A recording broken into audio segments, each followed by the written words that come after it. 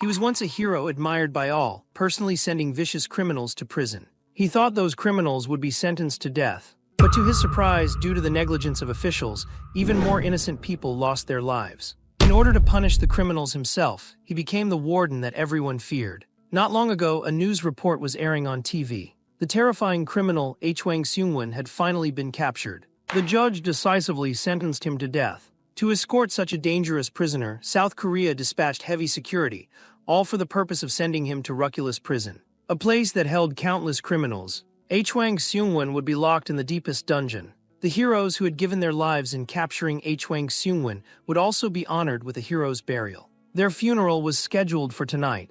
Upon seeing the news, the man lowered his head powerless. Just then, someone entered the hospital room and turned off the television. "Seo Gang-yu, you're still injured. Get some rest first." It was Seo Gang-ho, a guard at Ruculus prison, and his older brother. The two were silent for a long time. Suddenly, the man spoke. "Brother, someone like Hwang Seung-won should be dealt with by my own hand. Have you forgotten your promise?" Hearing this, Seo Gang-ho was lost in memory. A hero's duty is to save people, not to kill. No matter how great a criminal's sin, they should face justice through the law. Honestly, I agree with that. Only the law can deliver the final judgment to a criminal. Hwang Seung-won's execution is scheduled for next week, and I'll personally give the order. As a hero, you've fulfilled your mission. Leave the rest to us, the Wardens. For now, come with me and bid farewell to your fallen comrades. The scene shifts. The funeral is held as scheduled. The portraits of 5 heroes rest quietly before the altar. The two brothers bow in silence, the atmosphere heavy with grief. Time passes quickly. A week later, the day of Hwang Seung-won's execution arrives. But what Seo Gang-yu receives is news he can hardly bear. His brother has died. The criminal who is supposed to face justice still lives, but the enforcer is gone. Seo Gang-yu is overwhelmed with guilt and self-reproach over his brother's death. Just as he sinks into regret, a woman pushes open the door. "Let's talk." It is Jo Se-yoon, warden of Ruculus prison. Seo Gang-yu's eyes fill with hatred at the sight of her. Jo Se-yoon hands him a tablet. This is the footage of Hwang Seung-won's execution. The video plays. Hwang Seung-won is escorted by prison guards. He turns his head toward the guard beside him. "You look a lot like Seo Gang-yu. Are you brothers? Why did he become a hero while you're just a guard?" Seo Gang-ho's face remains expressionless, offering no response. But Hwang Seung-won continues on his own. "Do you know what it feels like after you kill someone?" Seo Gang-ho pauses for a moment. "Aren't you a guard? You've killed before, right? I'm just curious how you felt. Don't be nervous. I'm just a little disappointed." "Disappointed? Why are you disappointed?" "As soon as you touch them, they'll explode. I'll die right here too." Hwang Seung-won's words leave Seo Gang-ho conflicted. He knows the man is not sane, but at the moment of execution, guilt still gnaws at him. After all, it is a life. "Looks like you're really not cut out to be a prison guard." Again, Seo Gang-ho remains silent. Soon, Hwang Seung-won is brought into the execution chamber. "Prisoner Hwang Seung-won, do you have any last words? If not, the execution will proceed." When the countdown ends, several guards press their buttons at once. At that moment, the footage abruptly cut out. Jo Se-yoon continued with the rest of the story. In the final second of the execution, something completely unexpected happened. As the guards pressed the buttons, the prison was suddenly plunged into darkness. For reasons unknown, all the devices attached to Hwang Seung-won failed at once. Instead, he became strangely exhilarated. "It seems only he can kill me." In an instant, a cloud of white vapor swept through the entire room. Hearing the commotion, the guards immediately hit the ground to take cover. Someone hurriedly reported the situation over the radio. Just then, a hand landed on his shoulder. Hwang Seung-won appeared silently behind him, staring at him with dead, fixated eyes. Before the guard could react, his body began to rot and swell grotesquely. With a sickening crack, flesh and bone were torn apart. Step by step, Hwang Seung-won walked up to Seo Gang-ho. "So you're his brother." Seo Gang-ho drew his weapon, trying to fight back. But Hwang Seung-won only lifted his hand, and Seo Gang-ho's arm twisted and snapped like a length of rope. "Looks like I was right." Gritting his teeth against the pain, Seo Gang-ho reached for another weapon. "You must answer for your crimes before the law, you monster." Hwang Seung-won raised his hand again, and Seo Gang-ho's body vanished in an instant. "It seems only Seo Gang-yu can give me the answers I want." At that moment, murderous intent surged from Seo Gang-yu. "Now you should understand the truth." A mysterious electromagnetic pulse attack severed all control over the prisoners on every floor. Fortunately, the inmates didn't escape the prison, but many guards ended up trapped among them. Hearing this, Seo Gang-yu's killing intent flared even more. Who was behind the EMP? I've already sent people to investigate, but so far nothing has turned up. I'm sorry to bring this up at a funeral, but right now I truly have no other options. Would you be willing to assist in suppressing the riot at Ruculus Prison? That's not a problem, but I have one condition. My comrade once said a hero's duty is to save people, but my brother told me a prison guard can pass judgment on criminals through the law. So from the moment I step into this prison, I am a guard, not a hero anymore. Meanwhile, Seo Gangyu had already arrived at the prison gates. Greetings, you worthless scum. I'm Seo Gangyu, your new prison guard. The inmates were visibly taken aback by his appearance. Isn't this guy supposed to be a hero? Why is he here? But soon, the expressions on the prisoners' faces changed. To run into you here. This is going to be interesting. Seo Gangyu didn't move as the inmates charged at him, simply clenching his fist with calm, focused power. Then with a single punch, he blasted the nearest prisoner straight through with nothing but the force of his strike. In moments, every inmate who rushed at him was sent flying with a single blow. Everyone present was stunned into silence by his overwhelming strength. Seo Gangyu spoke coldly. Listen up, all you trash. Orders from above. From level 1 to level 5, I'm taking over. From this moment on, every last criminal will receive the death penalty. His arrogant words infuriated the prisoners, and some even shouted that they would take him down. How many innocent people have you killed? Now it's your turn to pay in blood. Do you really think you deserve any sympathy? The inmates paid no heed to Seo Gangyu's words, some even insisting they'd done nothing wrong. A few argued that the number of people they'd hurt could be counted on 2 hands. More voices erupted around Seo Gangyu, some prisoners even demanding to see a lawyer. Amid the crowd, a green-haired inmate suddenly stepped forward. The clamor irritated him endlessly, and it also distracted Seo Gangyu. At that moment, a blue light flickered in the green-haired man's eyes. With a single kick, blue energy surged beneath his feet.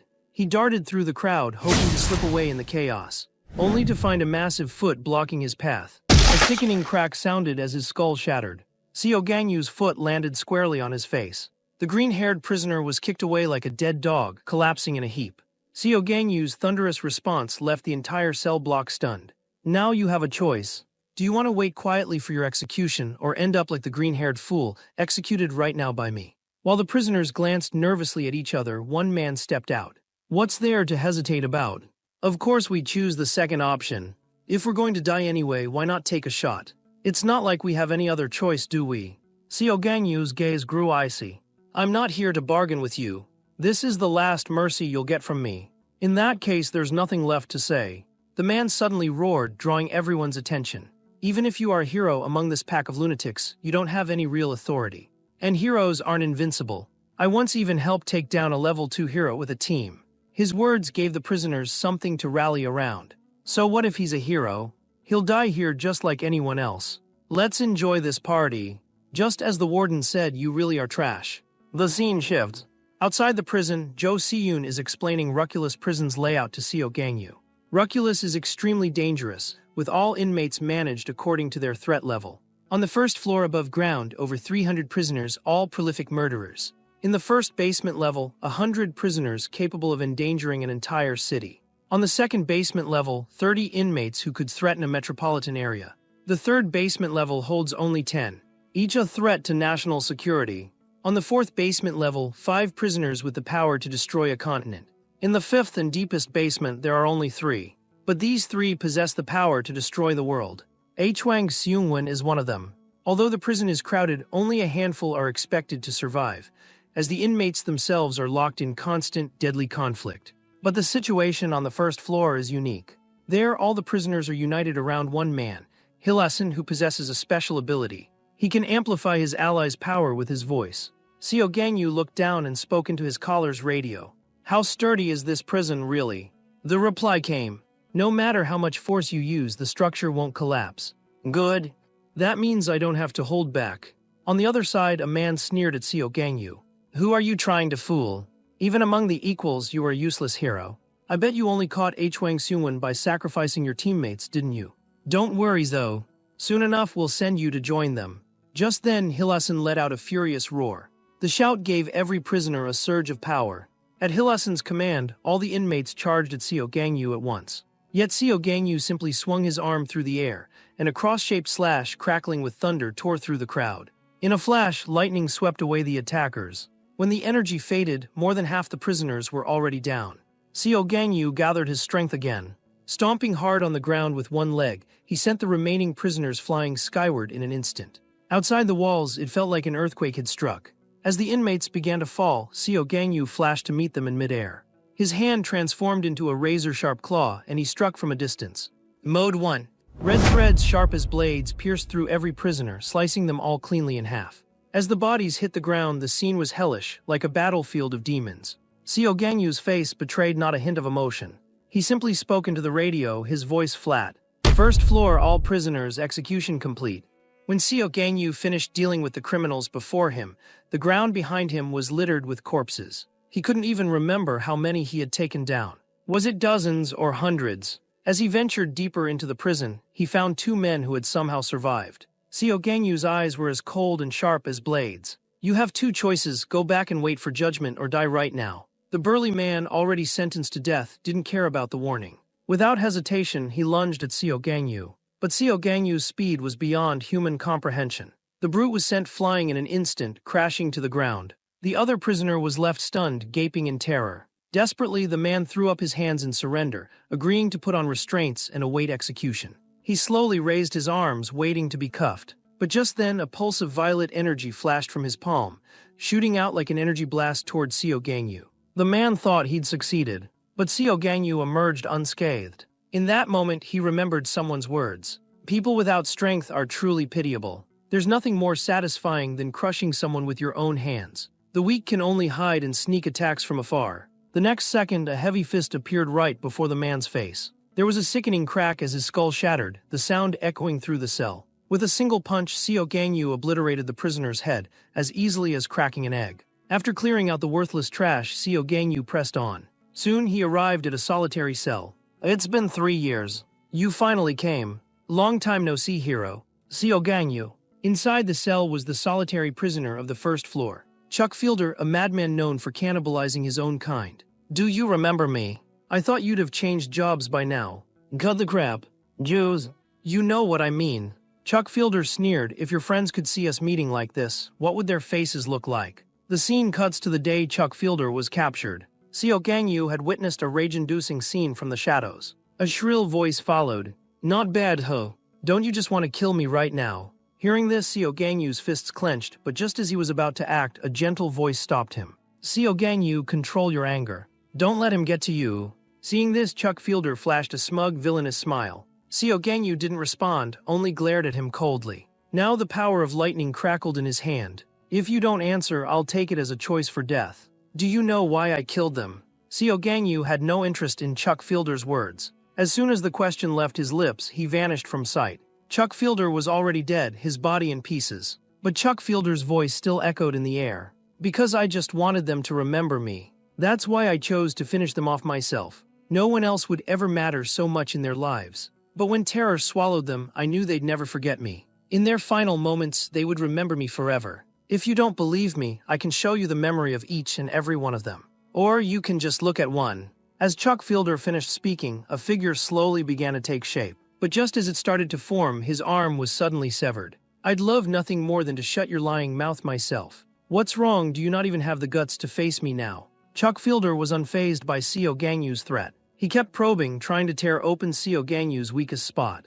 Do you remember me? And those who died for you? Xiao Gangyu's expression grew even darker. People like you aren't worth remembering. Trash like you is beneath contempt. At that moment, something strange happened. Before Xiao Gangyu's eyes, a crowd of the dead suddenly appeared. All of them called out to him in unison. For a brief moment, Xiao Gangyu was caught off guard. But he quickly regained his composure, not lingering even a second on these old friends. He knew it was all just an illusion. This pathetic trick of yours is about over, isn't it? Chuck Fielder hesitated, caught off guard. I don't believe you really dealt with them. Xiao Gangyu just sneered. A flash of steel. He was already behind Chuck Fielder. The blade in his hand reflected a pale, terrified face. Drops of fresh blood still dripped from the mirrored edge. Did you really think your illusions could fool me? Besides, the man I am now is a prison guard, not a hero. You're not just a guard, you're a monster. Just like Hwang Seung-won. At these words, something unreadable flickered across Xiao Gangyu's face. Meanwhile, Hwang Seung-won sat idly in a corner, bored. The girl locked up with him bore fresh wounds. Xiao Gangyu, when are you coming down to find me? Or do you want me to come looking for you instead? Outside Ruculus prison, 3 people watched in secret. Shinkanam, when will you make your move? But the girl said he's already out. My dearest husband, Seo Gangyu. Her words left the other 2 utterly puzzled. Aren't you already married to Hwang Seungwon? Did you launch the EMP just to save him? Seo Gangyu seems so ordinary. Why do you think he's special? A look of anticipation blossomed on the woman's face. No, you misunderstood. He's never shown his true strength. The 2 told her she had to choose. Polygamy was illegal here. Hearing this, she actually looked a little troubled, but what she really cared about was who would survive this struggle. Only the last one standing could be her destined one. The scene shift. A female guard is praising Seo Gangyu. I can't believe you cleared an entire floor so quickly. If you're planning to go any deeper, I'd suggest you rest first. The farther down you go, the stronger your enemies become. But Seo Gangyu refused her offer. Open the door. Take me down now. The guard hesitated for a moment. All right, I understand. But before we go, I have a request. There are still guards below sending out distress signals. How many? Communications are down below the first floor. I'm not sure of the exact number, but I'm certain there are survivors, because the signal from the 5th basement is still working. Meanwhile, in front of a surveillance screen on one of the lower floors, a guard was frantically calling for help. Hwang Seungwon appeared behind him without a sound. He raised his hand again, and the guard's body began to rot away just like the others, dying instantly. Hwang Seungwon played with the lives in this prison like a madman, just to let those above witness their fate. Back upstairs, Seo Gangyu agreed to the female guard's request. Together, they quickly reached the door to the next level. I'm warning you again. The prisoners below are on a different level than those above. Be careful. The heavy door slid open, and a wave of danger rushed out to meet them. A group of inmates hurled their makeshift weapons at Seo Gangyu, and in an instant, attacks rained down from every direction. The female guard's heart clenched in worry for him. Suddenly, a clawed man appeared. You're worried about someone else. You should be worrying about yourself. He seized the female guard by the throat and hoisted her into the air. Every time I see you acting so high and mighty, I want to tear you apart. That other guard was your boss, right? Kid, I've got this woman. Get on your knees and beg. But when he glanced back at Seo Gangyu, he saw nothing but a field of corpses and rivers of blood. The sight left him frozen in shock. In that split second, Seo Gangyu appeared overhead. A merciless punch crashed down on the man's face. As Seo Gangyu landed, even the ground shuddered. Don't follow me anymore. Get back upstairs. The danger here isn't something you can handle. Intimidated by Seo Gangyu's aura, the female guard stammered out her agreement. Before I go, there's one thing I have to tell you. Tomoki's been captured. She's on the 1st basement level. Seo Gangyu gave no reply, simply heading down alone. The scene shift. To the solitary cells on the 1st basement level, a group of prisoners was still discussing the earlier tremors. A woman, her expression sly, interrupted their conversation. She was Seo Gangyu's former teammate from his days as a hero. Tomoki, do you really think he'll succeed? Idiot. Of course not. I tried to stop him, but he just wouldn't listen. You know why villains always lose? Because they lack intelligence. A burly man stalked over, glowering at Tomoki. You want me to take care of you right now? Tomoki only sneered. You've only ever fought ordinary people. Have you ever faced a superhuman? Or have you actually gone toe-to-toe with one? You think you can take me down? The man immediately bristled with murderous intent. I don't mind. Let's see how I do against a superhuman right now. No sooner had he finished speaking than a fresh wound split open on his body. Tomoki's right hand had transformed into a claw, her gaze looking down on him as if he were an ant. Pathetic. All you do is bark. Tomoki's powers left every prisoner in the room stunned. But she carried on unhurried, telling her story. When I was a hero, I caught a lot of criminals. That's how I learned to handle superhumans. And with those skills, I've taken down my share of heroes too. If you're willing to submit to me, I can teach you how to hunt superhumans. More importantly, I know everything about Seo Gangyu. To win over the other inmates, Tomoki revealed information known only within the circle of heroes. She even possessed detailed dossiers on many heroes. But the men didn't fully trust Tomoki. After all, their enemy was equality, a team composed entirely of first-class heroes. And Tomoki herself had only been a third-class hero. How could she possibly understand opponents of that caliber? Tomoki knew these criminals only cared about immediate benefits, so she began recounting the origins of the Equality team. Initially, Equality was just a ragtag group. Everything changed when Ryasa became their leader and completely reformed the hero system. First, they redefined what it meant to be a hero, forbidding heroes from dispensing justice as they pleased. Second, they instituted joint training among heroes. Finally, they abolished the hero ranking system entirely. Seo Gangyu joined equality after the classification was abolished. But after joining, he didn't achieve anything remarkable. Some even whispered that Seo Gangyu was simply Ryasa's lover. Hearing this, the men started to believe Tomoki's story. But still, they remained wary of Seo Gangyu. After all, anyone who could wipe out so many criminals in such a short time was at least on the level of a second-class hero. No one present could match that kind of power. But Tomoki said, Seo Gangyu only took care of a bunch of thugs. With your talents, handling him shouldn't be a problem. Yet after hearing this, all the criminals frowned. Anyone locked up here had at least 1,000 lives on their hands. The boss of this place alone had killed 6,000. There's no need to be nervous. You don't really have any other choice. Seo Gangyu's ability isn't weak, but he's not unstoppable. And I know his weakness. He'll be here soon, so you'd better make up your minds. Before long, all the inmates raised their hands, agreeing to join forces against Seo Gangyu. So what's your plan? To ensure her plan went smoothly, Tomoki gave a brief explanation of the source of superpowers. A few centuries ago, superhuman abilities began appearing among humans. Scholars divided them into three main types. First, the physical type, which enhances or changes the body. Second, the creation type, which manifests things from nothing. Third, the special type, for abilities outside the first two categories. At that moment, Seo Gangyu had already stepped into their trap. A flash of blue light in two prisoners' eyes revealed they were relaying Seo Gangyu's position via brainwaves. This was the man's physical ability, neural communication, allowing them to share visual information. Tomoki smiled as she saw Seo Gangyu approach. After all, Seo Gangyu's abilities, like her own, belonged to the physical type. She knew all too well the weaknesses of that category. Just as Seo Gangyu made his intentions clear, a sudden flash streaked across the distance, followed by a deafening explosion right beside him. Now Tomoki's plan was laid bare. Use the heavy door as a shield and keep it between them. Criminals with special abilities launched another round of attacks. Soon even more inmates hiding in the shadows revealed themselves, each unleashing their powers. As you said, he's just standing there taking the hits. But the man knew deep down that Seo Gangyu wasn't dodging, because none of these attacks were worth wasting his energy on. And that was exactly what Tomoki wanted. Suddenly, countless straps whipped through the air and bound Seo Gangyu tightly. His limbs were restrained by devices that suppressed superpowers. Seo Gangyu glanced down at the restraints, his face unreadable. Seeing him trapped, the criminals broke into raucous cheers, hands raised in triumph. But just seconds later, the laughter died. With the slightest flex, Seo Gangyu shattered every restraint. Everyone present, Tomoki included, had made the same mistake. They'd underestimated Seo Gangyu's true power. His strength had already surpassed even the highest rank of hero. Hidden behind the cell door, Tomoki and her companion were left speechless by Seo Gangyu's display. Tomoki quickly directed the remaining prisoners to activate the second phase of the plan.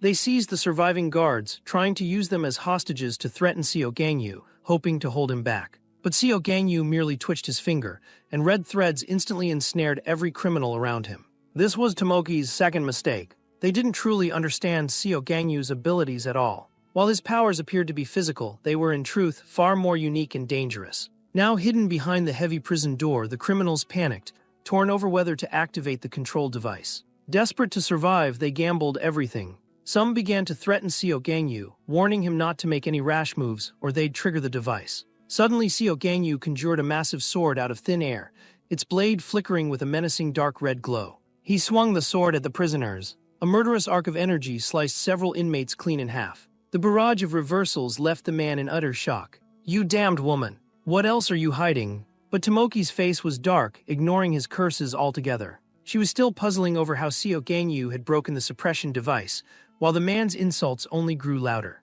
Finally, the constant abuse pushed Tomoki over the edge. In a fit of rage, she pierced his heart with one clawed hand. "Who do you think you are, yelling at me like that? Did you really think trash like you was on my level?" Yet fear still gnawed at her. Why did Seo Gangyu have this power but never reveal it on the battlefield? As she grumbled, a strange squirming sound reached her ears. The guard she'd been using as a seat was actually trying to escape. The sight only made Tomoki angrier, and as she raised her claws to strike, they were suddenly severed by an invisible force. Seo Gangyu approached her step by step. "Hero Tomoki, or rather, criminal Tomoki. Any last words?" Tomoki tried once more to attack with words. "So are you the only member of equality left alive?" Seo Gangyu didn't hide anything and spoke the truth directly. Tomoki suddenly burst out laughing, her laughter laced with regret and frustration.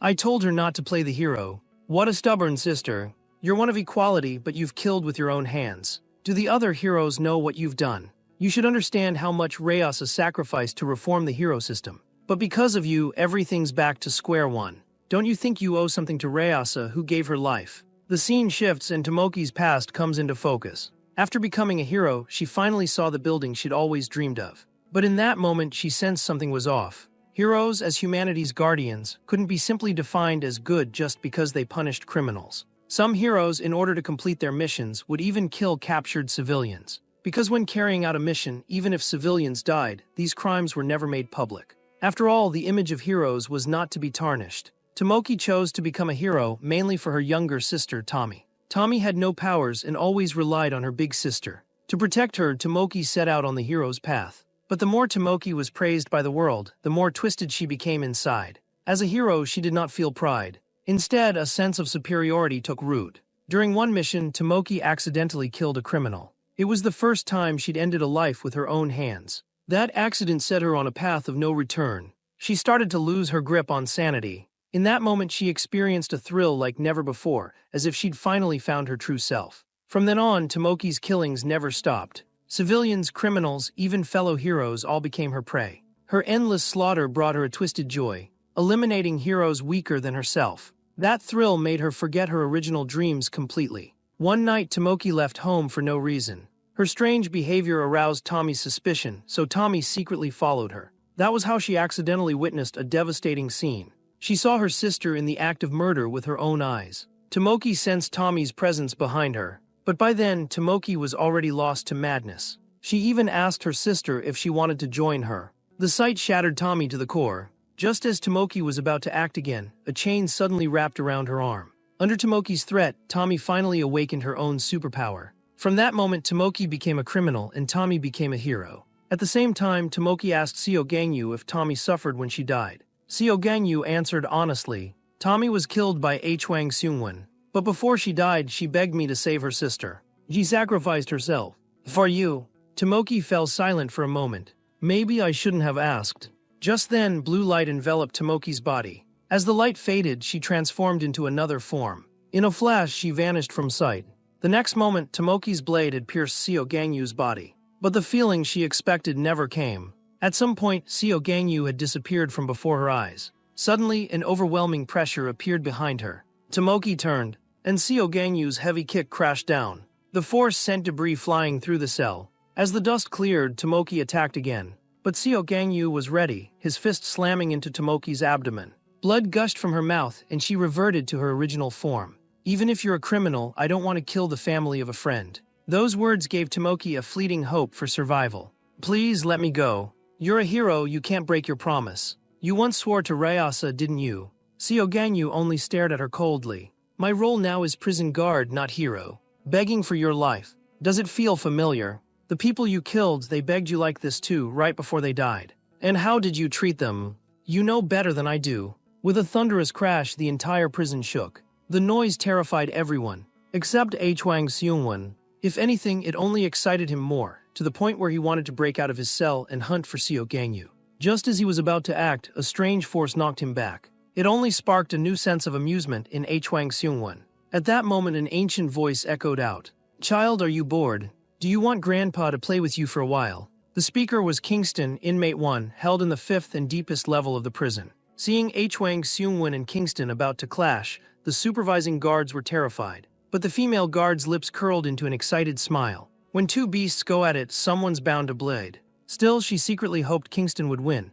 Compared to Hwang Seungwon, he was far easier to control. Yet what intrigued her more was why that woman would choose to stay with Hwang Seungwon. Kingston spoke first, asking if Hwang Seungwon wanted to spar for a bit. But Hwang Seungwon replied that he wasn't interested. A wave of oppressive power radiated from Kingston, but his tone remained gentle. "But Grandpa would really like to play with you." The scene shifts and Kingston's past emerges. He was the first criminal ever captured by Ruculus, and remains the prison's eldest inmate. Unlike the others, his hands were not stained with countless crimes. In his whole life, he had only ended 3. The first was the strongest criminal of the time, Caracas. The second and third, the greatest heroes, Clark and Hilo. No one knows where he came from. He simply wanted to prove his strength, and defeated the 3 greatest beings of his era. In the end, convinced of his own invincibility, he turned himself in to the government. Though his threat level was the highest, he'd only killed 3 people and surrendered willingly.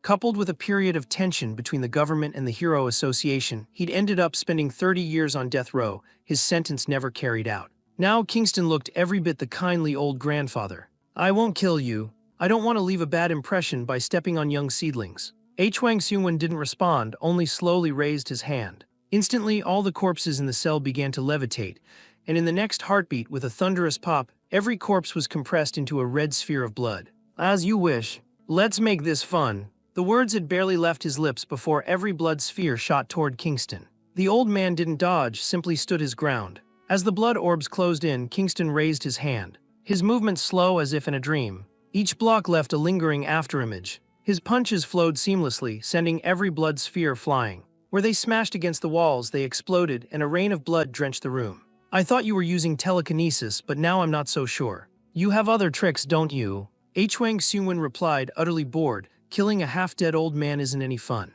You're an arrogant brat. I've seen far too many like you in my life." At those words, Kingston suddenly stomped. The floor beneath him cracked wide open. "You people. Frogs at the bottom of a well, everyone convinced you're the strongest." The force of the blow shook the whole prison. The male guards were terrified, fearing a collapse. But the female guard remained calm.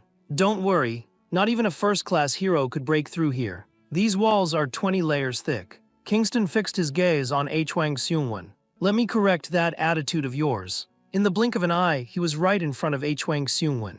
A deafening crash followed, unleashing a cloud of white smoke. The shockwave was so intense it seemed to change the very color of the sky. As the smoke cleared, it revealed a massive hole torn through the supposedly unbreakable prison wall. And yet Wang Seungwon stood there, completely unharmed. The guards watching the monitors were stunned. A breach in the wall meant the deepest prisoners could escape at any moment. For the first time, a wild grin spread across Wang Seungwon's face. "Should we follow him and see what happens?" Just as Wang Seungwon hesitated, a voice cut through his thoughts. "You want to tag along with that old man? Isn't it more interesting to have a chat with me?" Wang Seungwon frowned. "I don't think we've met. Talk to me for a while and you'll understand exactly who I am." The sudden turn of events made the guards even more anxious. "Why is he here?" But before we get to that, the voyeurs hiding in the shadows. "Stop eavesdropping." Meanwhile, Seo Gangyu had arrived at the door to the next floor, reporting on his radio.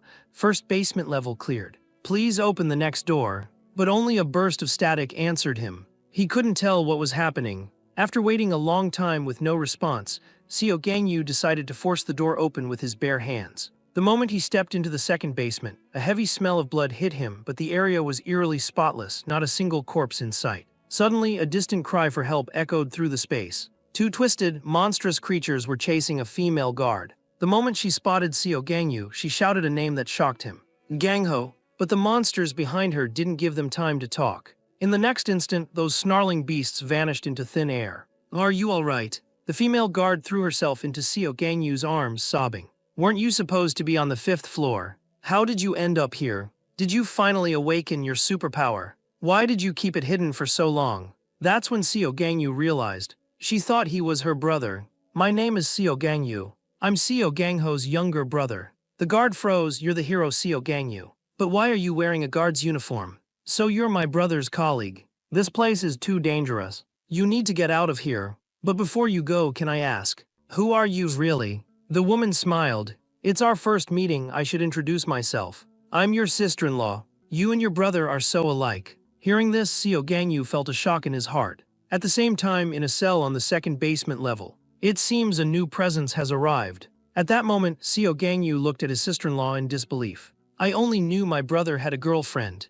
I never heard anything about a wedding." Hong Jia scratched her head sheepishly. "Actually, here in this place, I'm already carrying Seo Gangho's child." Seo Gangyu was stunned. "Are you serious? I'm not even 2 weeks pregnant yet, so it's normal you can't tell. Once the Wang Seungwon situation is resolved, I'll explain everything to you. But why are you wearing a prison guard's uniform? Are you here to put down the riot?" "I was appointed as a special guard. Right now, I'm serving as the executioner in Ruculus." Shock spread across Hong Jia's face. "Why would you take on the job of executioner? I guess there's still a lot you don't know." Seo Gangyu proceeded to tell Hong Jia everything that had happened. After learning the truth, Hong Jia anxiously asked about Seo Gangho's safety. Seo Gangyu didn't answer, but looking at his expression, Hong Jia understood everything.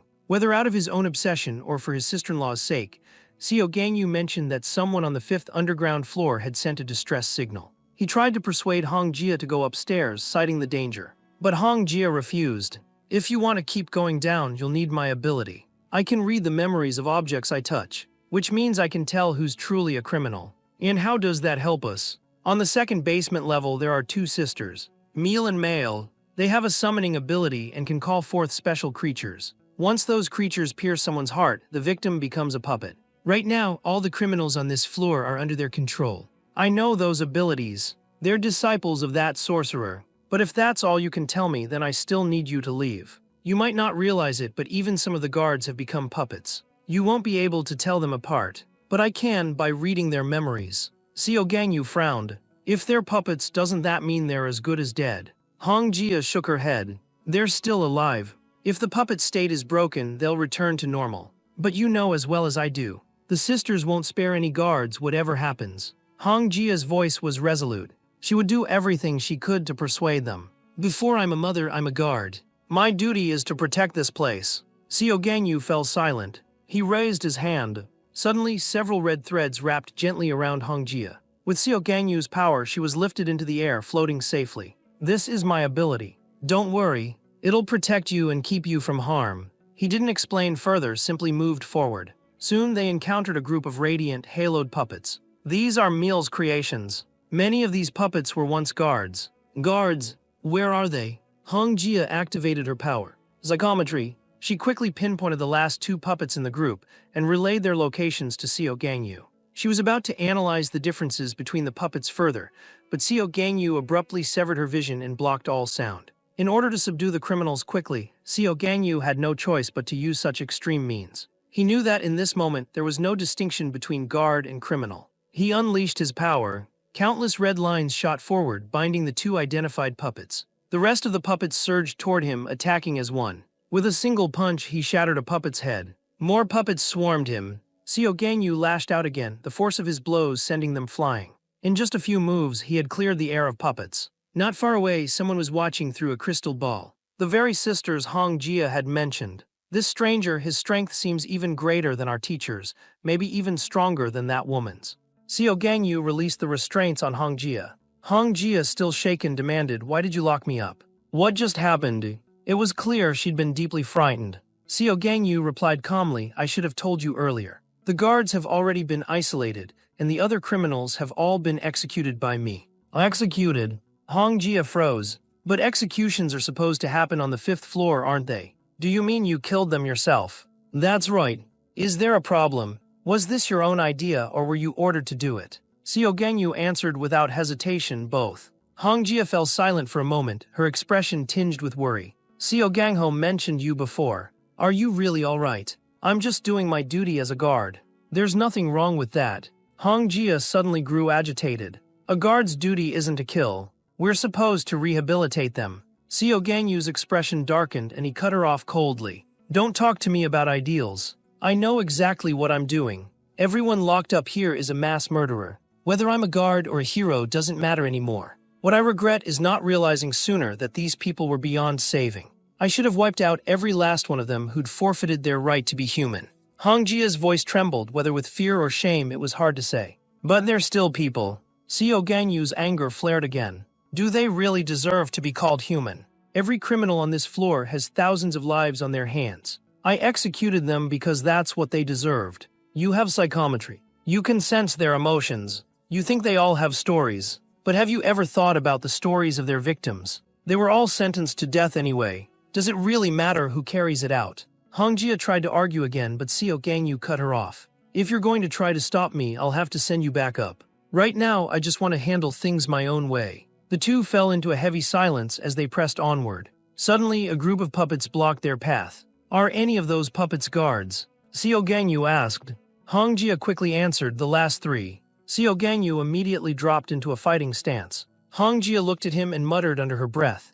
If Xiao Gangho knew about this, it would break his heart. At the mention of Xiao Gangho, a murderous light flashed in Xiao Gangyu's eyes. By then, the puppets were almost upon them. Xiao Gangyu, distracted, failed to dodge in time. Just as a sword was about to pierce him, the supposedly unbreakable blade suddenly snapped. Hong Jia's words echoed in his mind. his face twisting with rage as power surged through his body. In that instant, he transformed into something monstrous. All the frustration he'd bottled up finally burst free. Now, all he wanted was to destroy everything in front of him. Xiao Gangyu unleashed his power. Countless dark energy spheres materialized behind him. At his command, the spheres shot toward the puppets. The cell rang with the sound of violent impacts. Blood rained down on him from above, but he stood there, lost in thought. From afar, another group watched his every move. He's getting more and more impressive. As Xiao Gangyu dispatched the last of the puppets, only the final 3 guard puppets remained before him. Suddenly, a tremendous crash drew Xiao Gangyu's gaze. Meal and Male appeared before him, a gigantic beast looming at their backs. I never expected the two of you would dare come meet me alone. The moment the sisters saw Hong Jia, they immediately demanded, "Why didn't you come find us? You should have been sent to heaven by now." Xiao Gangyu cut them off. "Release your power right now. Return the guards to normal. If you cooperate, I can let you leave with dignity. No pain. Can't you just give us a chance to live? You know perfectly well how this ends for you. The criminals above. I only put control devices on them. But you two, you're in no position to bargain with me. Mr. Xiao Gangyu, I heard you used to work with our teacher. And that woman who caught us. But your presence is different. You're like a bloodthirsty beast. When you die, you'll go straight to hell." Xiao Gangyu shifted into a fighting stance. "Then let's see who gets there first. If you promise to let us go, I'll release my power immediately." Xiao Gangyu refused without hesitation. Seeing the tension rise, Hong Jia hurriedly warned the sisters not to provoke Xiao Gangyu, or things would only get worse. "If you put on the control devices now, there might still be a way out." Meal replied, "I haven't committed any capital crimes. Hong Jia, you know our situation better than anyone. So I refuse your offer." Seeing Hong Jia rebuffed, Xiao Gangyu remarked without sympathy, "I told you this path wouldn't work. I don't negotiate with criminals. Even if you're monsters, I'll make you taste pain. We don't want to fight you. Why not hear us out first?" Xiao Gangyu refused again. As Hong Jia tried to reason with him, Xiao Gangyu abruptly shut off all her senses. At the same time, he unleashed his power, hoisting the sisters high into the air, tightly bound. The more they struggled, the tighter the bonds became. Watching their helpless struggle, Xiao Gangyu remembered someone who'd once taught him many ways to torment people. He hadn't expected to actually use those methods one day. The sisters cried out together, "We're human, not monsters. Just people with a special power." As they spoke, yellow light flickered across their bodies. The moment the words left their lips, the sisters vanished, replaced by 2 unfamiliar criminals. Seeing this, Xiao Gangyu's eyes grew cold as ice. In a blink, the new criminals were reduced to puddles of blood. Even then, the sisters' voices echoed in the room. "Why must people call us by different names? How are we any different from them?" Suddenly, more puppets appeared before Xiao Gangyu. A crushing aura exploded from him. In just a single breath, he obliterated every puppet. His movements too fast for the eye to follow. Male stared in shock, unable to believe her puppets had been destroyed so quickly. Meanwhile, Meal's summoned beast was still trying to break through the prison wall. After seeing Xiao Gangyu's power, Male didn't hesitate any longer. She began chanting a spell, a small magic circle glowing in her hands. The next moment, she fused the circle into a magic orb. Soon after, a massive magic circle manifested before Xiao Gangyu. As it activated, countless halos appeared, and hideous monsters poured forth from each one. Male's voice rang out again. "This is a summoner's power, but compared to real humans, it's nothing at all." Before she could finish, Xiao Gangyu's fist slammed into the nearest monster. The rest barely had time to react before he kicked them aside. In an instant, Xiao Gangyu's fingers morphed into claws, and he tore through the horde. Everything in his path sliced clean in two. Once the monsters were cleared, Xiao Gangyu began hunting for the sisters. Seeing their creatures wiped out again in the blink of an eye, Male anxiously asked Meal how much longer it would take to break the wall. Meal replied, 10 more minutes. Hearing that, Male bit her finger, preparing a forbidden summoning to buy time. But just as she began casting, a sudden commotion erupted. A massive hole split open in the ceiling, raining dust and debris. As the smoke cleared, Xiao Gangyu appeared before them. "Looks like your game is over. Now release your power immediately, or I'll show you what it means to beg for death." After dispatching the monsters, Xiao Gangyu strode over to the sisters. Yet their eyes weren't on him. They stared dazed at the hole he'd blasted through the ceiling. How strong is he really? Seeing their shock, Xiao Gangyu's expression grew murderous as he threatened, "Release your power." "No." Suddenly, Meal raised her hands. Magical circles appeared out of thin air on the ceiling above. Xiao Gangyu looked up to see several angelic beings emerge from the circles. Michael, Gabriel, Raphael, and Uriel. Without warning, a cross-shaped slash split the air. As Xiao Gangyu landed, the newly summoned angels were instantly cleaved into countless fragments. The two girls stared speechless at the scene before them. In the next instant, Meal conjured another magic circle, this time one that controlled the minds of the guards. Within moments, a ring of guards had gathered protectively around Meal. "Stay back. If you don't let us leave, these guards will die because of you. If you don't release your power, your sister will die by your hand." No sooner had Seo Ganyu finished speaking than Meal heard her sister's anguished scream. At some point, Meal had already fallen under Seo Ganyu's control. "Now you have only one choice. Otherwise, your sister will die in agony." Suddenly, Seo Ganyu released his hold on Meal, letting her experience what it truly meant to wish for death. Her heartrending screams left Meal completely shaken. "Seems you're still not willing to give up." Before Seo Ganyu could finish, Meal fell to her knees. "I'll release my power. Just let me say a few words to Hongjia. My patience is limited. Break the spell. Don't make me ask again." The scene shifted, the sisters faced each other, undoing their magic. Quickly, the guards under their control regained consciousness. Disoriented, the freed guards and prisoners were left bewildered, unsure why they were even there. As soon as the prisoners returned to themselves, Seo Ganyu executed every last one of them. His killing intent left the sisters stunned, and the rescued guards full of questions. They started forward wanting to ask what had happened, but Seo Ganyu waved them off, warning, "There's danger here. Get out. Mr. Seo Ganyu, we've lifted our power. Now it's your turn to keep your promise." "Good. You made the right choice. I'll let you see Miss Hongjia, but not here. This place isn't safe for a pregnant woman." A moment later, Seo Ganyu released his hold on Hongjia. She anxiously asked what had happened. "Mission complete. All the guards under mind control are safe. But these sisters in front of you, before they die, they want to talk." Hongjia wanted to plead for mercy, but Seo Ganyu's tone brooked no argument. "Don't make me repeat myself. You should know. Anyone locked up on the second basement floor has murdered countless innocents. I'll carry out these executions myself." Even now, the sisters weren't ready to give up. They tried to appeal to Hongjia's sympathy, desperate for a chance to live. "Officer Hongjia, did we really do anything unforgivable? I swear we never crossed that line." Seo Ganyu, seeing Hongjia hesitate, reminded her coldly, "Don't forget who you are. Meal, you are sentenced to death." Saying the words seemed to drain all of Hongjia's strength. "If you have nothing else to say, I'll proceed with the sentence." Seeing Seo Ganyu's resolve, the sisters could only beg for mercy. Their desperate pleas echoed as Seo Ganyu clenched his fist. Just then, a thunderous crash rang out. When the smoke cleared, Seo Ganyu froze. A tall figure had appeared out of nowhere, stepping between him and the sisters. It was their teacher, an old acquaintance of Seo Ganyu's as well. Seo Ganyu couldn't help but wonder why the man had come. "It's been a long time, Mr. Seo Ganyu. Has something happened here?" The one who raised the barrier was none other than Meigo, a member of the equality team. Meigo's sudden appearance left Seo Ganyu puzzled. Was this some kind of ability of theirs? But he quickly dismissed the idea. There was no way a criminal from the second sublevel could conjure a magical defense of this level. If I'm not mistaken, Meigo himself has used this ability before. But why would he want to protect these sisters, even going so far as to shield them personally? Even if this barrier came from Meigo, it didn't change the inevitable.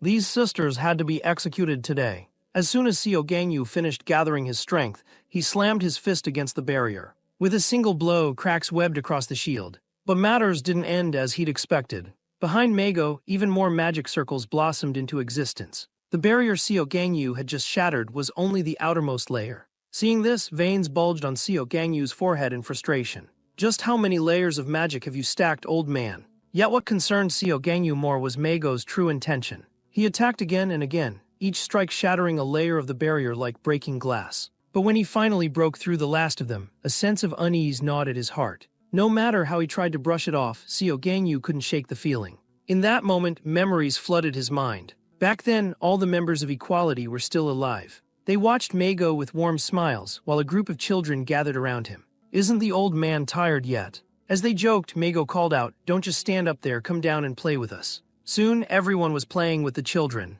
Only Seo Ganyu sat alone under a tree, lost in thought. At some point, Meigo strolled over and sat beside him. "Don't you like kids?" "It's not that. I just don't know how to be around them. You could try doing the things your parents did with you when you were little." The words struck a nerve. "My parents died when I was just a baby. My brother raised me on his own." Meigo's face filled with regret and he quickly apologized. "In that case, why don't you try with me? Let yourself be a child again just for a while." Seo Ganyu looked at him in confusion. Mago burst out laughing. I never thought I'd see you make that face. But I'm not joking. You carry so much on your shoulders. If you ever run into something you can't work out, tell me. Maybe I can help you find the answer. The scene flickered to a moment of life and death. By then, Hwang Seungwon had slaughtered all the members of Equality. Seo Gangyu arrived too late and stood frozen in shock at the sight before him. The playful team he'd known was gone, replaced by cold, lifeless bodies. A surge of murderous rage consumed him. Just then, a faint voice reached his ears. It's all right, Seo Gangyu. It's all right.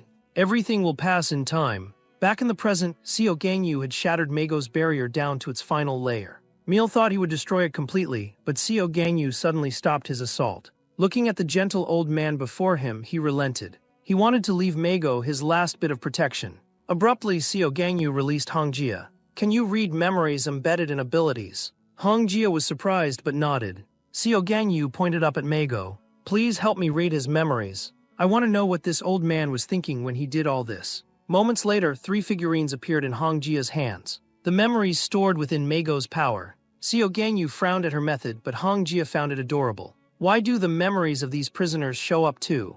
That's because the ability was cast on them. In that case, go ahead and start reading.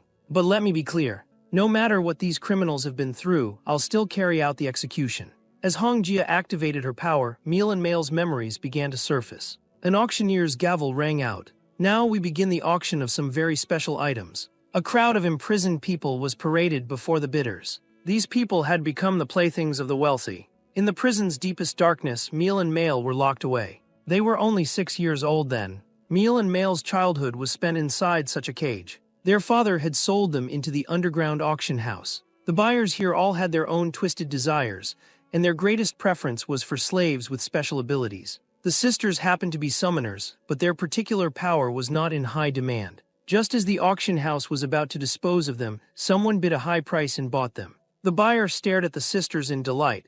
Are these the ones who can summon angels and demons? Someone else asked curiously why he'd bothered to purchase such unpopular children. I want to see what happens when an angel and a demon breed. The sisters looked blank, clearly not understanding. You're still young, you probably don't get it yet, but soon you will. This is a great invention. At that moment, a strange noise echoed above their heads. The next instant, a massive magical meteor appeared in the ceiling. A surge of overwhelming energy engulfed the whole building. With a deafening crash, the meteor struck, sending up clouds of white smoke. When the smoke cleared, a deep crater had opened in the floor. Fortunately, a barrier shielded them from the meteor's impact, though both were badly shaken. Mail and Meal too were saved by that barrier. Then laughter drifted down from above, drawing their attention. In the sky, Mago looked down at them with a gentle smile. The woman beside him was his student Lippis. Lippis seemed a bit disgruntled. That counts as teaching. I didn't even see the magic circle. Mago only smiled and said that with effort, anything was possible. Soon they got down to business. Lippis used her magic to rescue all the auctioned and imprisoned people. Just as the two were about to leave, the sisters suddenly called out, "Can you take us with you? Sir, you must be a summoner, and so are we." Before Mago could answer, Lippis had already refused, saying Mago only took one disciple. Mago smiled and invited the sisters to show their abilities. Immediately, the girls unleashed their summoning magic. This took Mago by surprise, since at their age, children could usually only summon toys or small animals. Their talent intrigued him deeply. "Come, little ones, let me teach you how to use magic." 3 years passed. In that time, Mago taught them to use their summoning powers correctly. Meal summoned angels, representing their mother's love. Mail summoned demons, her heart filled with hatred from her father's influence. Remember, imagination is the key to summoning. If you look at the world with wider eyes, you'll be able to summon much more. Mago was actually most curious about their future path. He never expected the sisters to answer in a way that shocked him. They were fascinated by heaven and hell. On her deathbed, their mother had told them, "Good people go to heaven, bad people go to hell." Those words became the pillar that kept them going. They wanted to restore order to the world, to create a true heaven and hell. After hearing this, Mago smiled and patted their heads. "I believe you can do it because you are kinder than anyone." Time passed until peace was suddenly broken. Lippis rushed to find Mago. "The Hero Association is asking for your help." The Hero Association. They ignored all my advice and now they come to me. Lippis's next words made Mago's heart sink. A Swede has appeared and he's in Finland. At this, Mago's eyes widened in shock. "Bring Meal and Mail to me. I have some things to tell them." The sisters, hearing that Mago was leaving, anxiously asked when he'd return. This opponent is formidable. I may be gone for years. Before leaving, Mago handed them a gift. My power is woven into your clothes. If you go to the shelter, the people there will take care of you. Don't be sad. We'll meet again. Until then, I hope you'll grow into truly kind people. After Mago left, the sisters didn't go to the shelter. Instead, they chose to live in seclusion, training their abilities in a remote place. They began to ponder a difficult question. What kind of power does it take to be truly good? What is good and what is evil? How should their powers be used? They pondered for 2 years but still couldn't find a clear answer. In the end, they returned to their hometown, determined to judge good and evil in their own way. From then on, they created their own heaven and hell. To satisfy their own desires, the sisters began monitoring everyone in the village. They even classified each villager with meticulous care. Those who met their standards were sent to the Heaven District, while those who didn't were dispatched to the Hell District. At the same time, they imposed rules on the villagers that their mother had once forced upon them as children, like not speaking during meals or never raising their voices. Intent on building a utopia, they instead turned the village into a living purgatory. The danger of ideals lies in their deceptive simplicity. The scene shifted. In pursuit of her ideals, Meal began a series of extreme measures. She relentlessly brainwashed the villagers. She showed no reaction to their fearful faces, even going so far as to execute many of them. All of this just so they might enter paradise, where they could dream forever undisturbed. As time passed, every person in the village became one of the sisters' puppets. Soon, the Hero Association learned of their deeds. The president called an emergency meeting to find a way to deal with the sisters. It wasn't long before he distributed their files to the assembled heroes. But the heroes showed little interest in a B1 level case.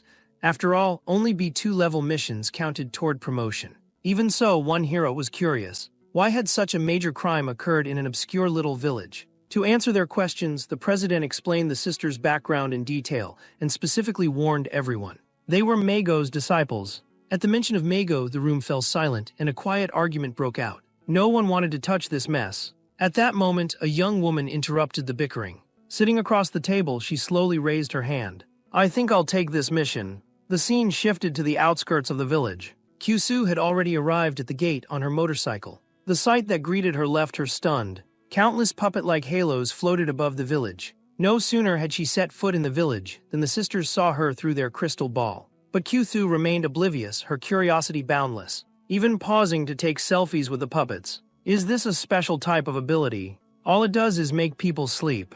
As she admired herself, a strange voice sounded behind her. The sisters suddenly appeared at her back, startling Kyusu out of her wits. Why are you here, stranger? Kyusu didn't answer directly. Instead, her face lit up with curiosity. Is your ability a special category? Can you explain it to me? Does Mago know about your power? From the look on your faces, you haven't told him, have you? The moment they heard Mago, the sisters became wary. How do you know that name? Who are you?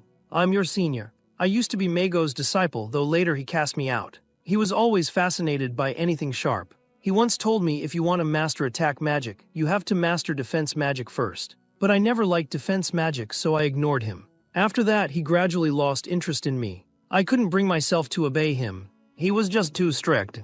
As Kyuthu finished, her composure unraveled, tears streaming down her cheeks. He always said I had talent, always praised me with a smile. But in the end, he was the one who cast me aside. Seeing Kyuthur's emotional breakdown, the sisters shivered involuntarily. Suddenly, a storm of weapons materialized behind Kyuthu, flying at the sisters like she'd lost all control. Meal shouted desperately, trying to snap Kyuthu out of it, but it was useless. The berserk weapons tore through the puppets in a frenzy. In that moment, Kyuthu resembled a madwoman, muttering to herself with a twisted smile. He'll remember me again, won't he? At this moment, she was like a wild beast completely out of control, with no regard for the value of life in her eyes. Meanwhile, the sisters used their abilities to escape to a relatively safe place, monitoring Kyuthu through their crystal ball. What they saw next made cold sweat trickle down their spines. Kyuthu was toying with the surrounding puppets like a devil, shouting excitedly, "This is even more fun than I imagined. I need more puppets. This little bit of amusement isn't nearly enough."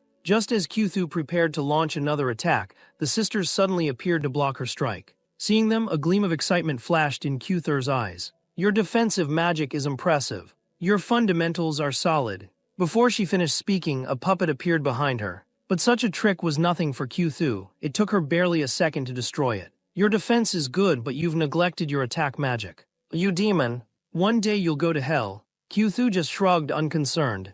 I've always wanted to show my power in front of a crowd, but never had the chance. Even as a hero, using this ability would make me a wanted criminal. Thank you for making my wish come true." With those words, Kyuthu suddenly raised both hands, ready to unleash the power she'd longed to display. Though her strength was nearly depleted, her movements didn't hesitate for a moment. With a furious roar, a massive blade appeared out of thin air. At that moment, blood streamed from Kyuthu's eyes, ears, nose, and mouth, but she still smiled, admiring her masterpiece. In this incident, she killed countless people, and through this ordeal, her imagination grew by leaps and bounds. She'd never been able to summon such a colossal weapon before. Everything she'd achieved now she owed to the sisters. Now the game was nearly at its end. Just then, a sudden change. An enormous maw appeared and swallowed Kyuthu whole. A rat-like monster materialized, summoned by Mail. The reason Mail could call forth this creature was that she too had endured the same pain. After defeating Kyuthu, Mail was overwhelmed by intense discomfort, muttering over and over, "I killed someone." Fortunately, Mail gently comforted her, reminding her the dead was a demon. The scene shifted.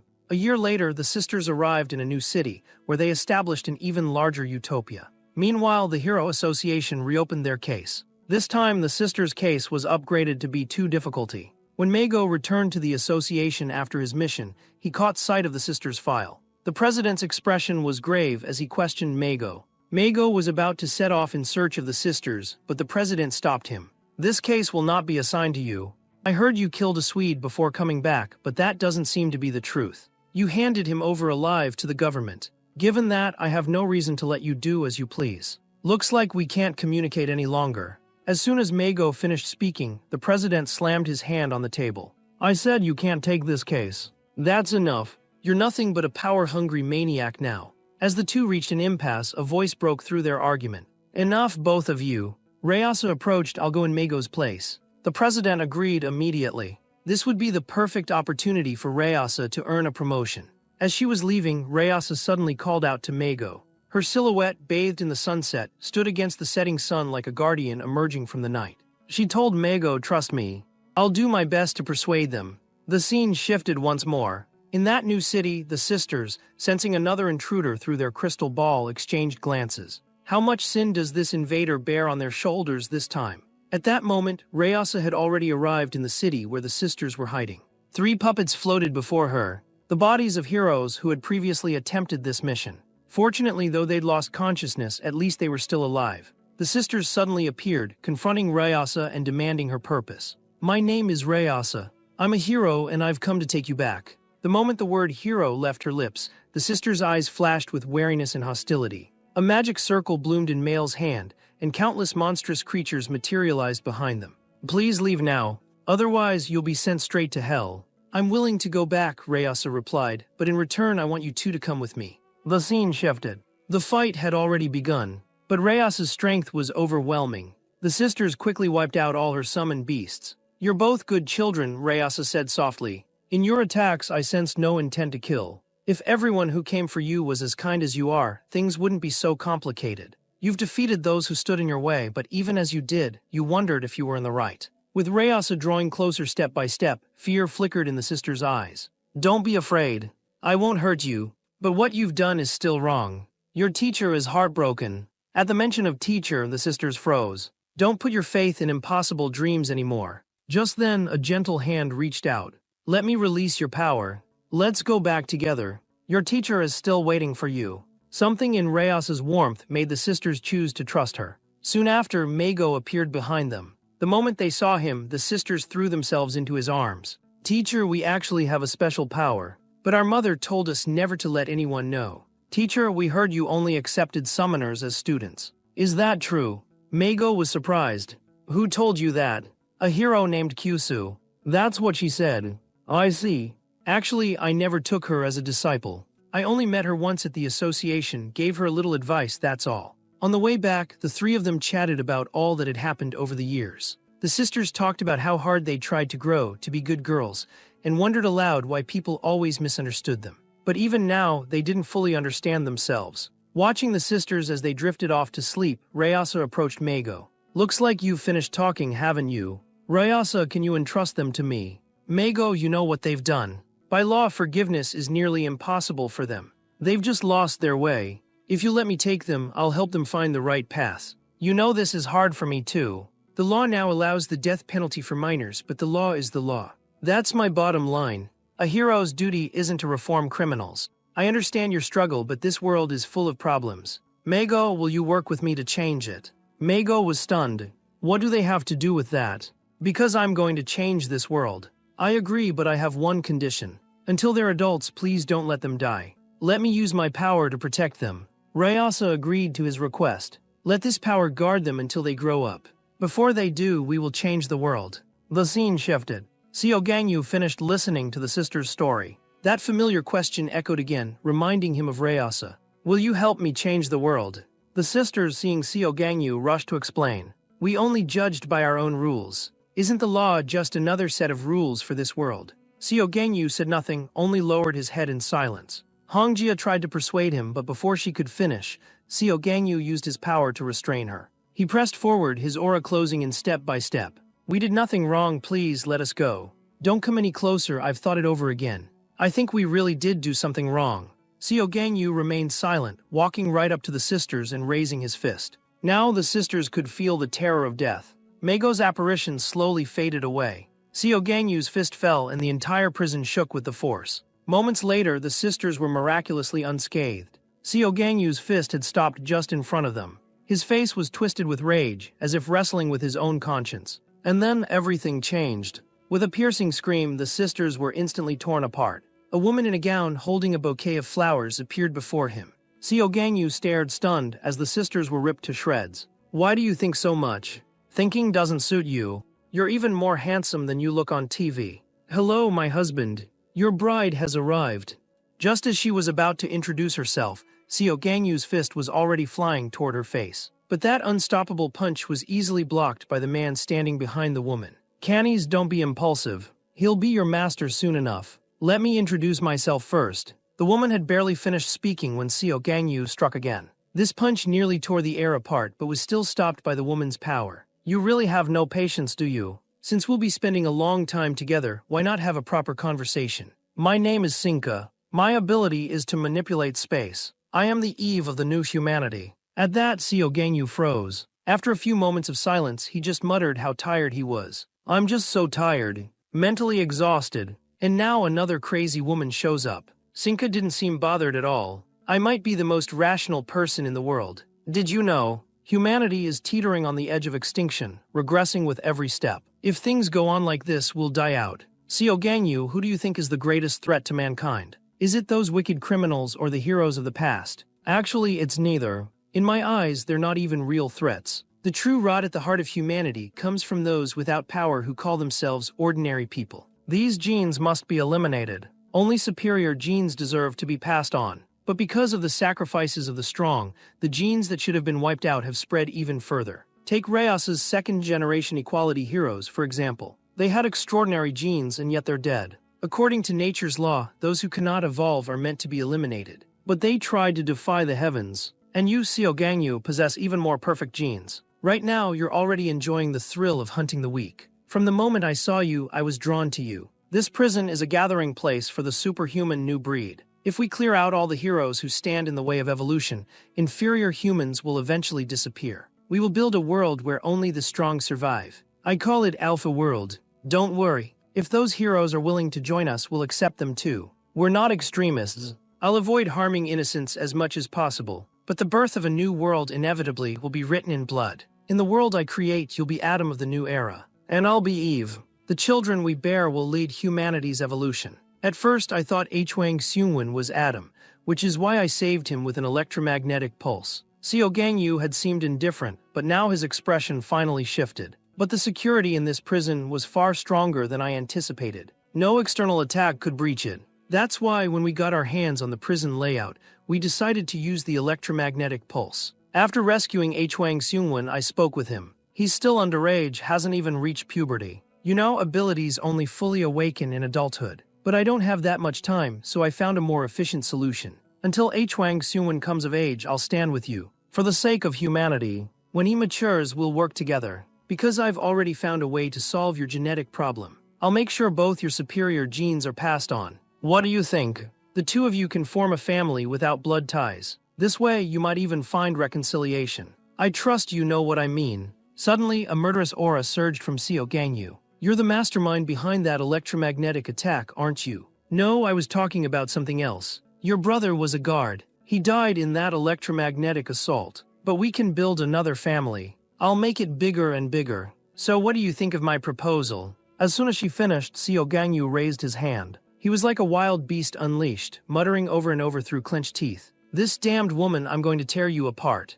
At this moment, he was like a maddened beast, tearing through the woman's spatial barrier with his bare hands. You really are dangerous. And full of energy, too. Before the woman even finished speaking, Xiao Gangyu's attack was already upon her, but she diffused it effortlessly with her ability. Seeing how slippery she was, Xiao Gangyu realized he was in for a tough fight. He immediately leapt into the air, looking for an opening. But the woman reappeared at altitude, teleporting with her spatial powers. Let's talk for a while. But before we talk, you need to calm down. With that, she vanished from sight.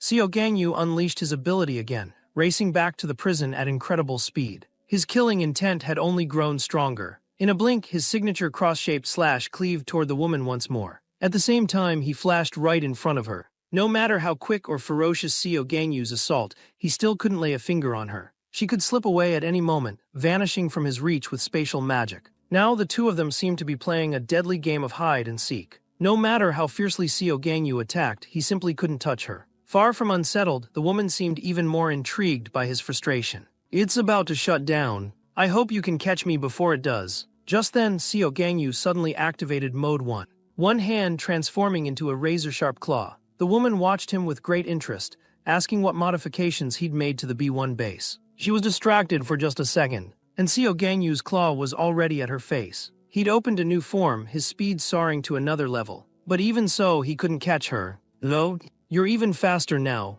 but you still can't touch me. The next instant, Xiao Gangyu used his speed to dart continuously through her spatial domain. When he finally seemed about to catch her, his claw hung frozen in the air. Suddenly, the man behind her moved like a serpent, coiling around Xiao Gangyu. In the next moment, Xiao Gangyu vanished from where he stood. He reappeared, slamming the man to the ground. But the man disappeared the moment he hit the floor, and instantly reappeared unharmed at the woman's side. Neither of them seemed bothered by Xiao Gangyu's efforts. Instead, they teased each other, trading jokes at his expense. Hearing their taunts, Xiao Gangyu's rage flared once again. You've already wasted so many precious genes. Are we really going to fight each other to the death? Xiao Gangyu didn't answer. He simply and silently switched to Mode 5. At last, the woman's smile faded. Her eyes grew resolute. She began chanting, and portals opened all around them. The sight left Xiao Gangyu truly shaken. My beloved husband, these are the new humans of this era. They will inherit the world from the old. As the magic array completed,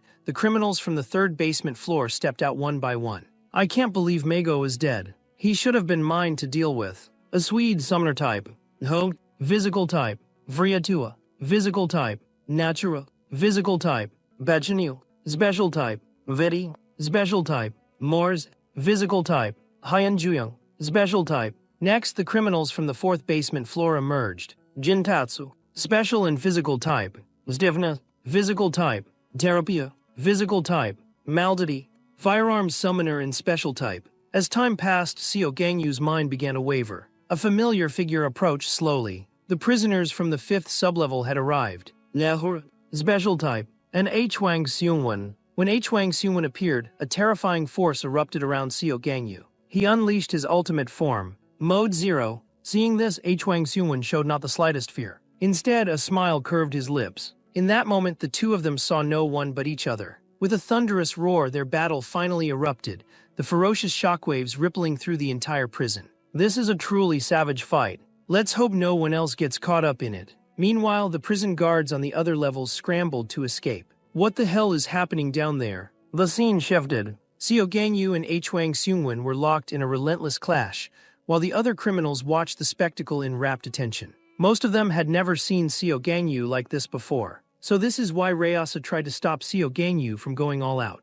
Maybe this is what it's like when the god of death descends. Seeing the full extent of Xiao Gangyu's power, every criminal's expression changed. Some felt awe, some a jealous longing to possess that strength for themselves, and some were even overcome with sorrow at such overwhelming might. But only one person was different. Hwang Seungwon. Only he was genuinely delighted. Why have you never used this against me before? Your potential is unbelievable. Even before Hwang Seungwon finished speaking, Seo Gangyu's fist was already at his face. I'm guessing you've got something else planned, right? As Hwang Seungwon spoke, a string of blue orbs materialized in front of Seo Gangyu. The two were so close that Seo Gangyu couldn't completely avoid the barrage. Still, the damage only forced him a few steps back. He quickly steadied himself and charged at Hwang Seungwon again. Just as he was about to land a blow, Seo Gangyu's palm froze in midair. I already compressed the space in front of me. A split second later, an explosion erupted right before Seo Gangyu. What a terrifying kid. He's become this strong purely on his own. He doesn't even look like he's come of age yet. What kind of monster will he turn into when he grows up? Seo Gangyu, where are you hiding? I know this little trick won't hurt you. Come on out, keep fighting me. Before the words were finished, Seo Gangyu's figure flashed into view, his fist smashing into Hwang Seungwon's face. Blood spurted from Hwang Seungwon's mouth. Another punch landed square in his gut. This battle was a showdown between monsters. While others gawked at the scene, their heads were suddenly blown clean off. When gods clash, mortals pay the price. Seo Gangyu charged at a Swede next, but was blocked by Mago's magical barrier. Mago's barrier really is a masterpiece. Seeing your teammates' magic, doesn't it make you nostalgic? The moment those words left his mouth, Seo Gangyu exploded with rage, shattering the barrier to pieces in an instant. As the shield fell, another figure appeared and kicked Seo Gangyu away. But to Seo Gangyu now, that attack barely mattered. Bones cracked and that fearsome look returned to his eyes. He was just about to strike again when Hwang Seungwon interrupted once more. Right now, you're just here to play with me. But no matter how I look at you, you haven't changed at all. That timid look. Are you scared of hurting the guards? You're still the same old coward. But for my own amusement, I'll build a paradise just for the two of us. As Hwang Seungwon's hand tightened, that familiar suffocating pressure returned. Defenses that had once seemed unbreakable now felt as fragile as paper before Hwang Seungwon's power. Now the real game begins. To ensure that both of them could fight at full strength, Hwang Seungwon decided to create a battlefield just for the two of them. The aftershocks of their clash sent tremors through the entire prison. In order to protect the surviving guards, Seo Gangyu had no choice but to use his own powers to restrain Hwang Seungwon.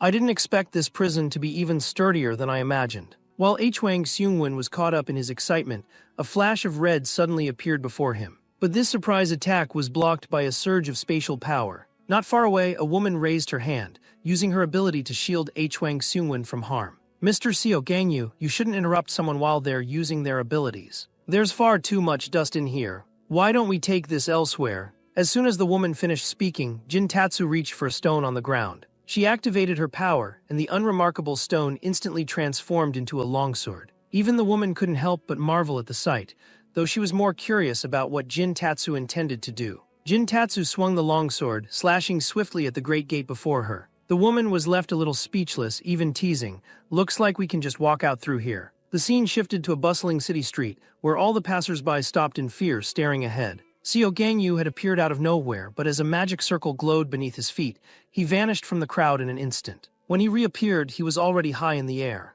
Before him hovered a massive orb. As Hwang Seungwon moved his hand ever so slightly, the orb responded. The next moment, it exploded right before Seo Gangyu's eyes. When the smoke cleared, a giant crater had been gouged into the earth. Seo Gangyu's figure appeared at the bottom, his twisted face the first thing to emerge from the shadows. The attack had clearly dealt him a significant blow. Not far away, the woman and the other prisoners watched the battle intently. At last, no one can interfere with their showdown. Let's enjoy it to the fullest. The other prisoners seemed to agree by default. There was a simple reason why even these troublesome figures fell in line. The woman had brought her vision of utopia to every last one of them. She had visited each prisoner in the prison, promising to fulfill their every desire. She deftly exploited the prisoners' longing for freedom, drawing them all into her alpha world. Of course, there were some who refused to play along. A Swede, for instance, never intended to join her cause. The woman only looked at him with a hint of pity. If you choose to refuse, there's only one outcome for you: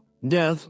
In the end, the woman sought out Hwang Seungwon and shared her ideals with him. After hearing her out, Hwang Seungwon couldn't help but throw his head back and laugh. You want to marry Seo Gangyu just for that reason. And you even plan to wait until I'm grown up to marry me. You really are something else. But let me ask you, I think fighting Seo Gangyu is a lot more interesting than any of your empty promises. If all you chase is the thrill of the moment, you'll always be a slave to dopamine. You should think further ahead. If you kill Seo Gangyu, what fun will you have left? Hwang Seungwon just smiled. Maybe I'll be the one who dies in the end, but I won't regret it. At least I'll die enjoying myself. At that, the woman sighed. I'll give you and Seo Gangyu each a child. When they grow up, they'll bring you even more joy. Once you reach adulthood, your powers will be even greater. When that day comes, your battles with Seo Gangyu will be even more spectacular. We should look at life with a longer view. If you choose me, I'll make sure you never stop enjoying yourself. The two of them locked eyes for a long moment. In the end, Hwang Seungwon agreed to her proposal.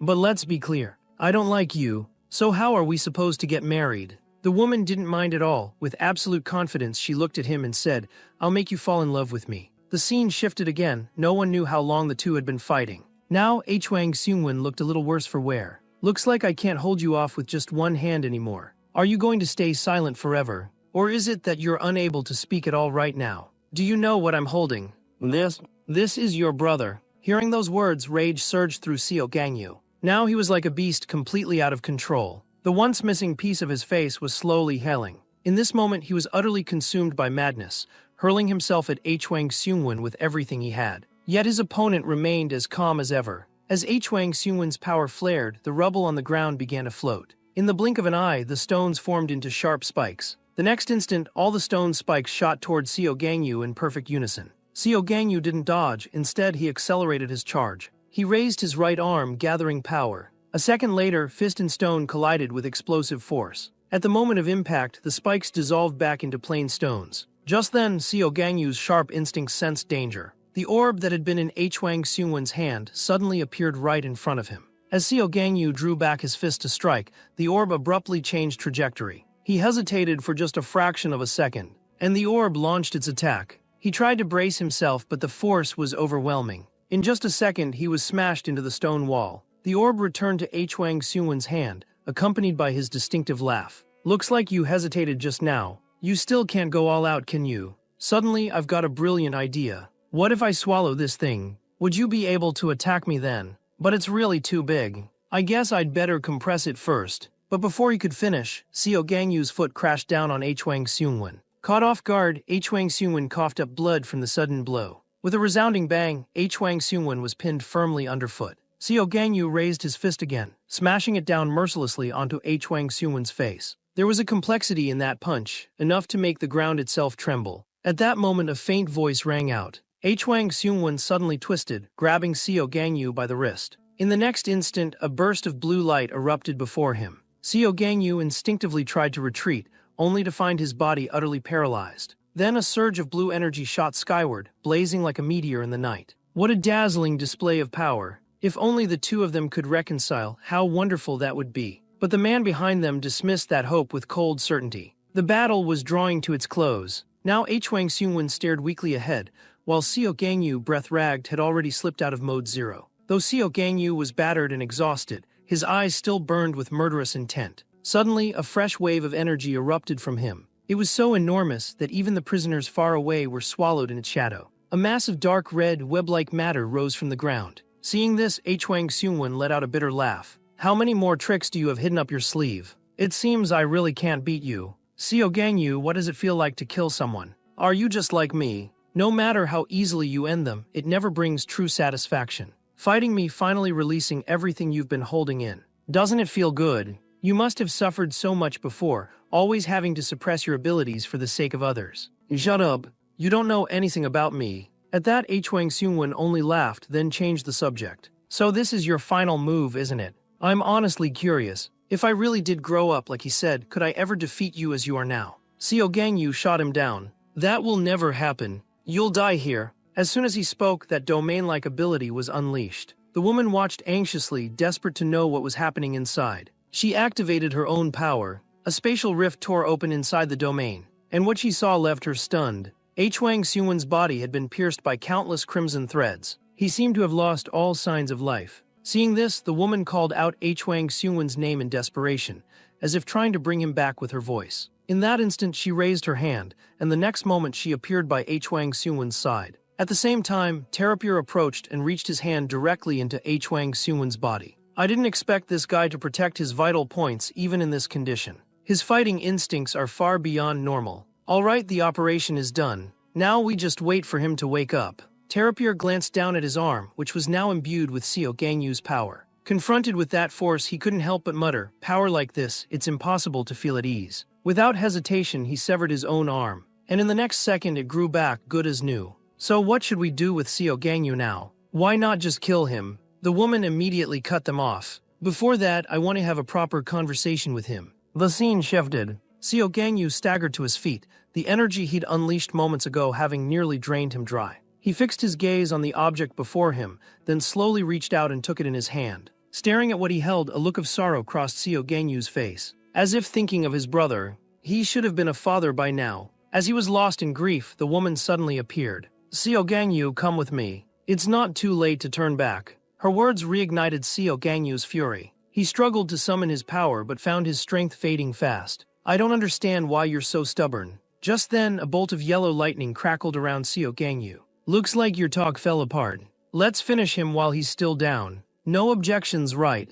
In the next instant, most of the prisoners voiced their agreement. Killing frightens me, but having him alive scares me even more. Finally, we can get rid of this monster. As the crowd debated how to deal with Xiao Gangyu, a voice cut through the noise, drawing everyone's attention. Hiro's body suddenly swelled to mammoth proportions, making the other prisoners seem as tiny as ants in his eyes. Out of my way. Don't block me. He threw a colossal punch. The next moment, his massive fist crashed down on Xiao Gangyu, shaking the earth itself. Xiao Gangyu didn't dodge. He took the blow head-on, holding the orb in his arms as if unwilling to let it suffer even the slightest harm. Immediately, all the prisoners unleashed their abilities at Xiao Gangyu. No one knew how much time passed. Eventually, Xiao Gangyu collapsed to the ground, gasping for breath, but still clutching the orb tight in his hands. Goodbye, Xiao Gangyu. Let's end it all here. Just as Hiro was about to deliver the finishing blow, a burst of blue light exploded beneath his feet. In the distance, Huang Xiongwen was approaching. I remember you said when I'm grown I'll be stronger. You know, this is the first time in my life I've ever had a dream.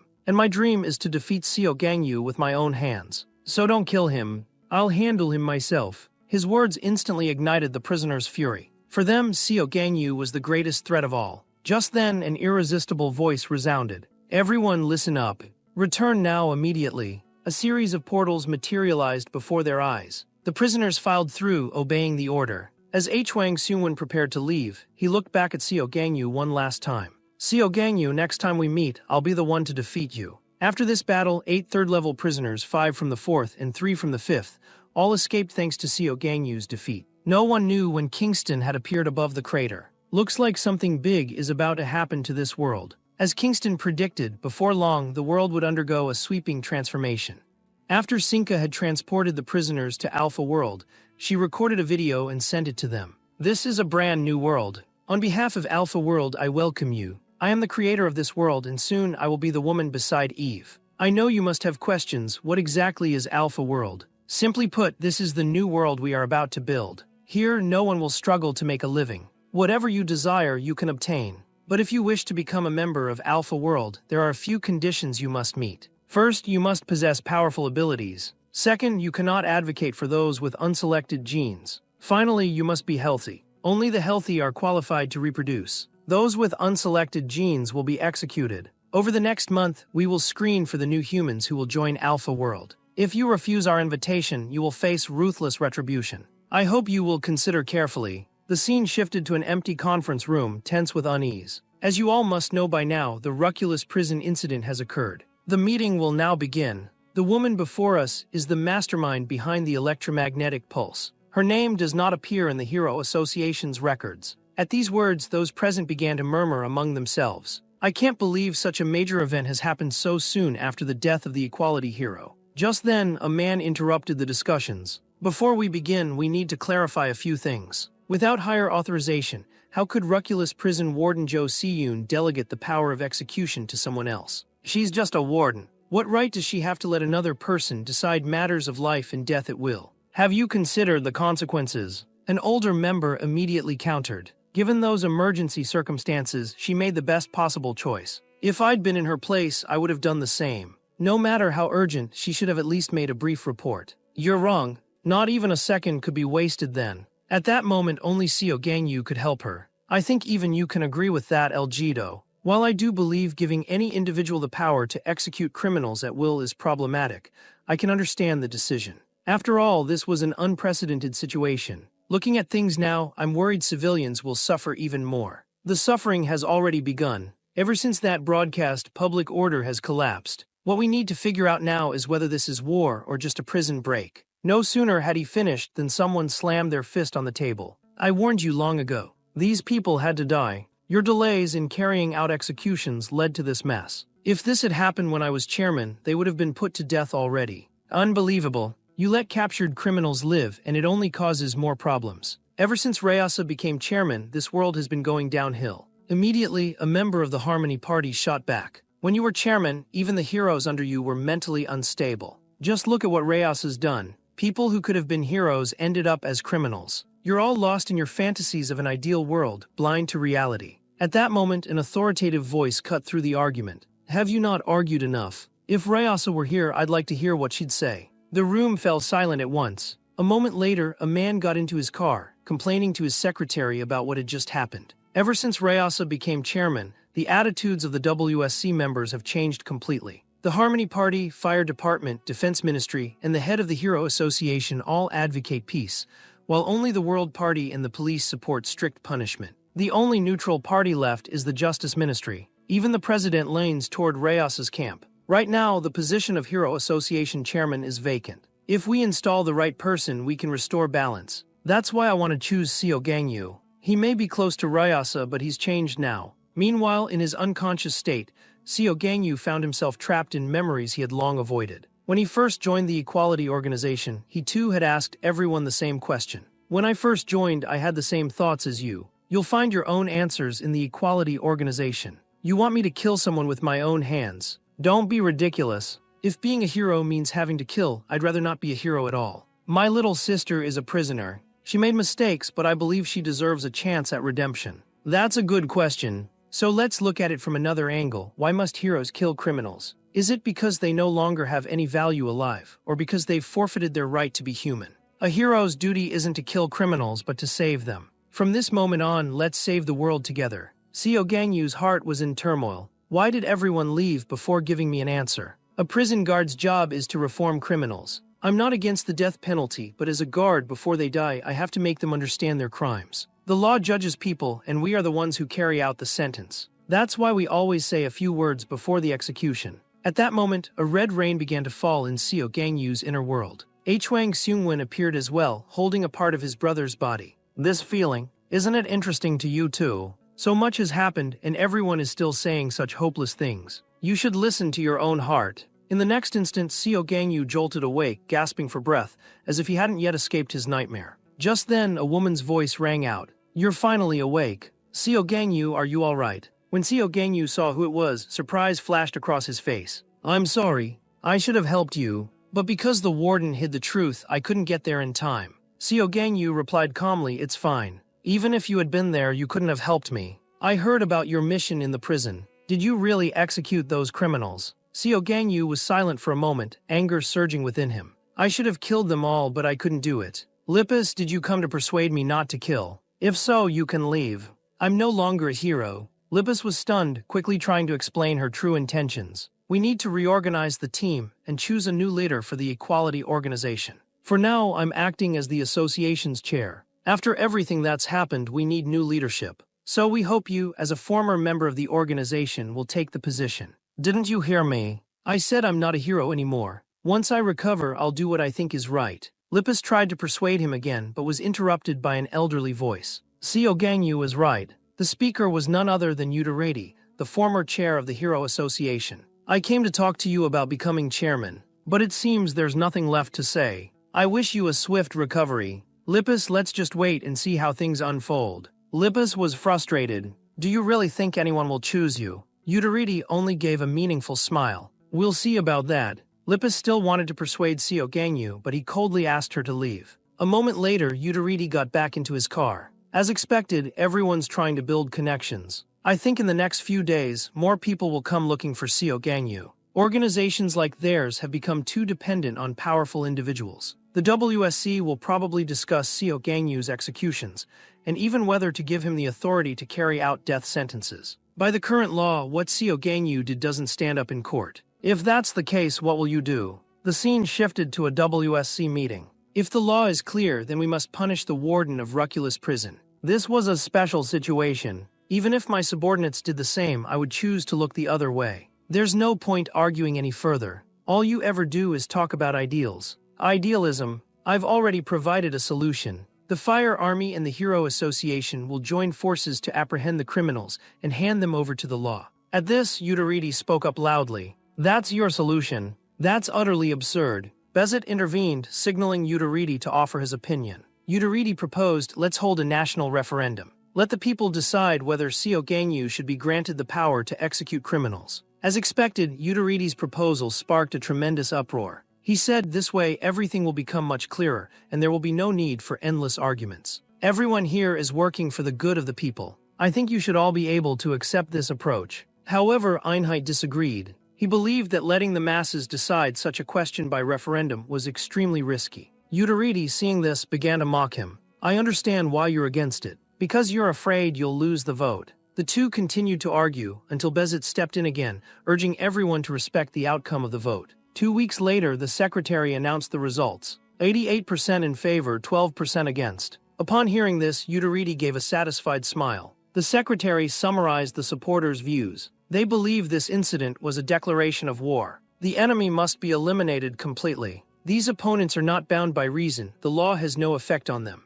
Besides Seo Gangyu, other heroes should also be given execution authority. The opponents, on the other hand, argued that Seo Gangyu was too emotional, which could cloud his judgment and make it far too dangerous to give him such power. Because once personal judgment supersedes the law, society is always on the verge of collapse. After the secretary finished, Einheit spoke. We should do our best to balance both sides so that everyone can accept the outcome. At this, Yudariti flew into a rage. You still want everyone to be satisfied. How naive. Bezit interrupted once more, bring Seo Gangyu in. I'd like to speak with him privately. The scene shifted to an office. Bezit asked, you should already know the results. So what is your decision? Seo Gangyu replied, I'll respect the outcome and carry it out myself. Bezit nodded. I have 3 questions for you. If the result had gone the other way, what would you have done? Seo Gangyu answered coldly, I would have dealt with everyone and then turned myself in. Bezit thought for a moment, then pressed on. Second question. If Rayasa were still alive, what do you think her decision would be? Seo Gangyu was silent for a moment. That's something you should ask her, not me. One last question, when this is all over, do you still want to be a hero? Seo Gangyu didn't answer immediately. He turned and left the office. Maybe, but who can say? Once everything's settled, I'll give it some real thought. A few days later, the front page of the newspapers announced a new special law. Bezit held a press conference. In light of the ruculous prison break, Officer Seo Gangyu is hereby authorized to execute all criminals. Once the dust had settled, Yudariti and the others wore satisfied smiles. But no one realized that far away, Sinka and her group were also watching the broadcast closely. I didn't expect them to play it this way. Looks like it's our turn to take the stage. Soon after, strange phenomena began appearing all over the world. A blue ring of light appeared in the sky, with an envelope suspended below it, and green magic circles flickered in the air. Every time a green circle lit up, some corner of the world was struck by a mysterious attack. In the distance, the criminals reveled in the chaos. Moors complained to a Swede, how can you just attack at random without knowing who's who? What if someone we want to invite gets hurt? But a Swede replied calmly, if they can't even survive this trial, they're not worth inviting anyway. At that moment, Sinka's face appeared on screens across the internet and every television in the world. She waved to everyone in a friendly manner. Hello everyone, I'm Sinka. From now on, we'll be carrying out our mission. If you haven't received an invitation, there's only one fate for you. To disappear from the face of the earth. At the same time, Seo Gangyu once again donned his familiar battle suit, ready to face whatever came next. In order to prevent the situation from spiraling further out of control, those in power convened another WCS meeting. Before we begin, let's review the profiles of the criminals. A Swede, captured once by Mago, possesses a unique ability. He can copy the skills of others and engrave those powers onto his own tattoos. Ho, caught by Jayut, can transform her body into that of a fox spirit. Deep down, it seems she's always searching for someone strong enough to conquer her. Hyan Juyung, apprehended by the hero Hub, is able to summon demons. Moors, captured by the hero Tommy. Her abilities are extremely complex, and she's a firm believer in Sinka's theories. The Hero Association has already taken action. Heroes near Portugal will assist us in dealing with this incident. In this situation, firefighters are to prioritize rescuing civilians, while the military and police must be ready to ensure their safety at all times. Now El Jito, where's Seo Gangyu? After watching the broadcast with the warden, he immediately set out for the criminals' hideout. Does anyone here know what their real objective is? The scene shifted. Sinka was issuing orders to the criminals. Our goal is to eliminate those with unselected genes and help those who received invitations. At first, we need to start small, let them have a taste of the benefits, so it'll be easier to recruit the other invitees. For now, I want everyone to focus and bring as many people as possible into Alpha World. If you really can't help yourselves, you can prioritize dealing with those completely lacking genetic traits. Moments later, the group dispersed to carry out their tasks, but Moores suddenly called a few of them back. I think you've had enough fun. Now it's time to do what Sinka asked. The two reluctantly agreed, but a Swede objected, don't interfere with my plan.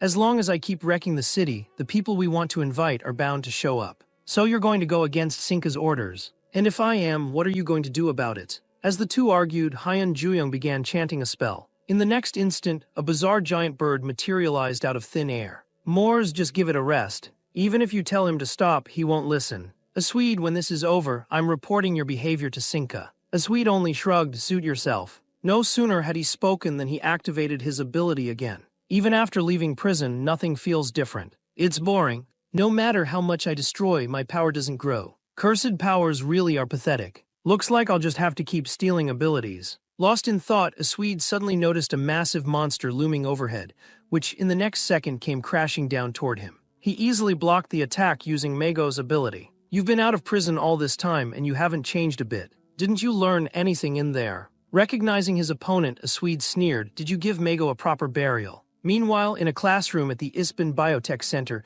children were in the middle of a lesson. One child raised a hand and whispered that he was scared. The teacher smiled and reassured him, don't worry, I'll take you all safely to the shelter. Suddenly, an unfamiliar clapping sound echoed through the classroom. Moores had appeared in the center of the class without anyone noticing. Well said. You really are a model teacher. As soon as she finished, the children rushed to their teacher's side and the room erupted in confusion. Moores looked a little impatient. The teacher recognized Moores and called her name. Moores smiled, I didn't expect you to remember me. Don't be afraid, you've already received Sinka's invitation. I'm just here to escort you. The teacher stood firm. Please leave. You're not welcome here. Moores sneered, you're clearly not as clever as I thought, interrupting me while I'm talking. If you don't come with me, these children will be the ones to suffer. The Ispan Biotech School was established after the Meal Sisters incident, dedicated to educating gifted children. Here, hero teachers help the kids integrate into society and guide them in controlling their abilities. Suddenly, Moores tossed her hat into the air, uttering a spell. Instantly, the hat ballooned to an enormous size. The teacher was startled by the bizarre sight, and the children couldn't help but scream. Moores tapped her weapon and said coldly, silence. In the next second, everyone's mouths were sealed by an invisible force. No matter how they struggled, they couldn't remove it. This was Moore's unique ability. It automatically affects anyone she deems beneath her in status, both restricting and harming its targets. A classic survival of the fittest power. Now if you try anything clever, I'll deal with everyone here on the spot. You three who got invitation letters, step forward. You're all special ability users. Your powers will help Sinka create a new world. Oh, and have you decided what you'll choose yet? As Moores finished, the seal on the three children's mouths vanished. A trembling boy asked his question.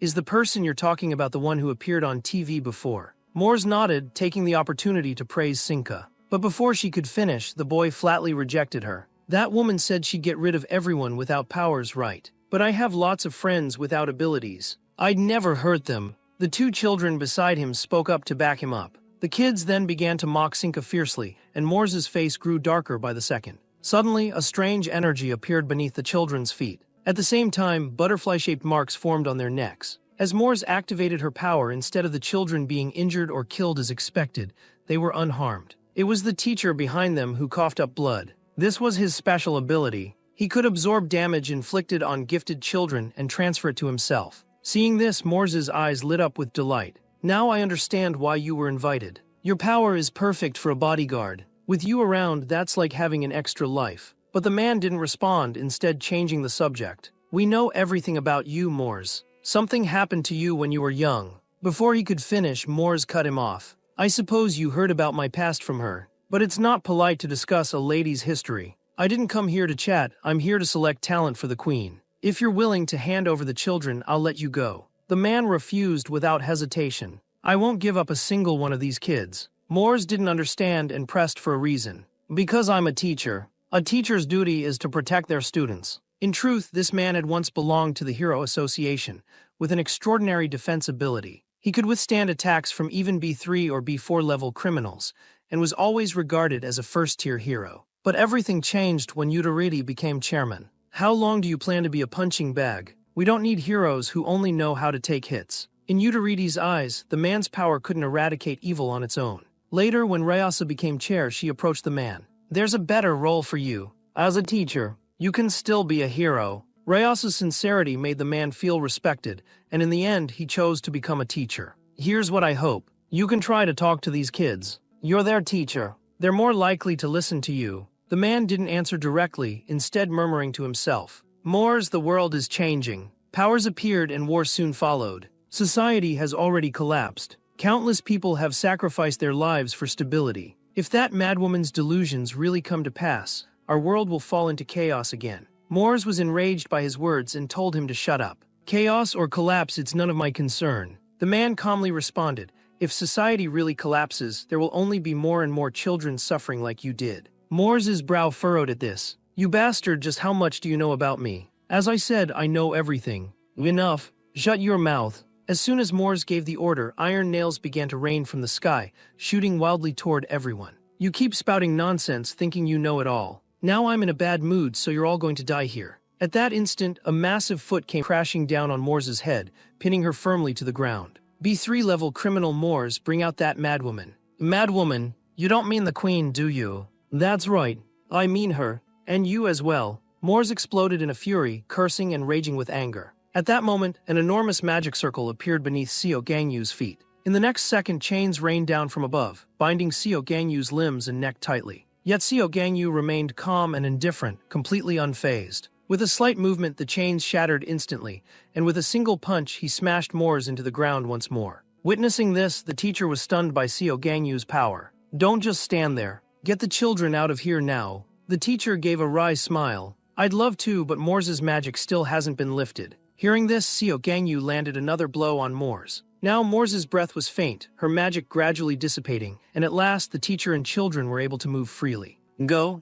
Get as far away as you can. Once the children were safe, Seo Gangyu grabbed Moors by the collar. I'll say it one last time. Bring out that damned woman. Suddenly Moors spoke. Lady Mode. In the next moment, a magic circle appeared beneath their feet, and everything within the array began to float. Seo Gangyu didn't interfere. Instead, a look of surprise crossed his face. Moments later, Moors's body transformed, shifting from a young girl into a regal woman. It's been a long time since I used this form. No sooner had she spoken than two puppets appeared behind Seo Gangyu, restraining him while Moors slipped free. She swung her weapon, then tossed her umbrella into the air. The umbrella instantly expanded, enveloping her completely. I can't believe you really showed up. Just my luck. But to Seo Gangyu, Moors's powers were nothing more than a sideshow. When Moors switched to Lady Mode, anyone who saw through her identity could acquire her special ability. Yet in Seo Gangyu's eyes, Moors was just a puppet. A tiger doesn't concern itself with a fly. Everything she did was simply to buy time, hoping her companions would finish their missions and return safely to Sinka. But by now, Seo Gangyu's patience had run out. Looks like you never intended to bring her here. I don't know what you're talking about. If I were you, chosen by the queen, I'd be so moved I'd cry. I can't believe you'd walk away from such a chance. Seo Gangyu gave no reply, instead preparing to activate his own mode for the coming fight. Seeing this, Moors could only stall further. I know where the queen is. Cut the nonsense. I don't care about useless information. If you take your corpse to the psychic tester, you'll get your answer. Even if you make it there, you'll have to fight everyone. This time, the queen might not let you off so easily. By now, Seo Gangyu's patience was at its limit. As he closed in on Moors, he gathered his power. Just as he was about to break through Moors's defenses and finish her off, a sudden flash of light interrupted him. Cinco emerged from a rift in space-time, blocking Seo Gangyu's attack. I didn't expect you to be so eager to see me. Have you changed your mind? Moors was about to warn Cinco of the danger, when in the next instant, Seo Gangyu unleashed his full power, activating Mode 0. Opening with your full strength the moment we meet. Looks like you really haven't changed your mind. Cut the crap. I'm going to give it everything I've got to take you down. Yet Cinco only smiled, her gaze crazed and adoring. Why is it that no matter what you say about me, I don't feel sad at all? Could this be love? Seo Gangyu didn't answer. He simply walked silently toward the two of them. Cinco, unfazed, told Moors to leave and deal with those who had refused the invitation. Moors, almost as if compelled, agreed without resistance. As the two spoke, Seo Gangyu suddenly broke through the barrier and appeared, but Moors managed to teleport away just in time. She reappeared in the room where the children were, but she was in bad shape. Seo Gangyu's attack had grazed her even as she escaped. The teacher saw this and immediately evacuated the children. The scene shifted. Sinka looked up and was stunned by what she saw. The space around her was now completely enveloped by Seo Gangyu's power. Are you insane? We've only just started fighting, and you're already using something this powerful against me. Seo Gangyu's reply was cold. This is where it ends for you. I suppose only in Mode 0 could you muster this kind of power. In your current state, aren't you pushing yourself too hard? Before she could finish, Seo Gangyu suddenly launched his attack. A torrent of lightning exploded before him. But then he sensed something was wrong. Several teleportation circles appeared around him, and he was struck by his own lightning. So it's just as I thought. Your power doesn't work on yourself. Come out, cannies. God. At his words, two bodyguards appeared at Sinka's side. But when they saw the level of power Seo Gangyu was displaying, they were frozen in place. Should we have even revealed ourselves? This power is beyond anything I can comprehend. He's playing his trump card right from the start. We'd better discuss how to deal with him. Sinka considered using a teleportation circle to escape, but to her shock, she found her ability had failed. Don't waste your energy. You can't escape.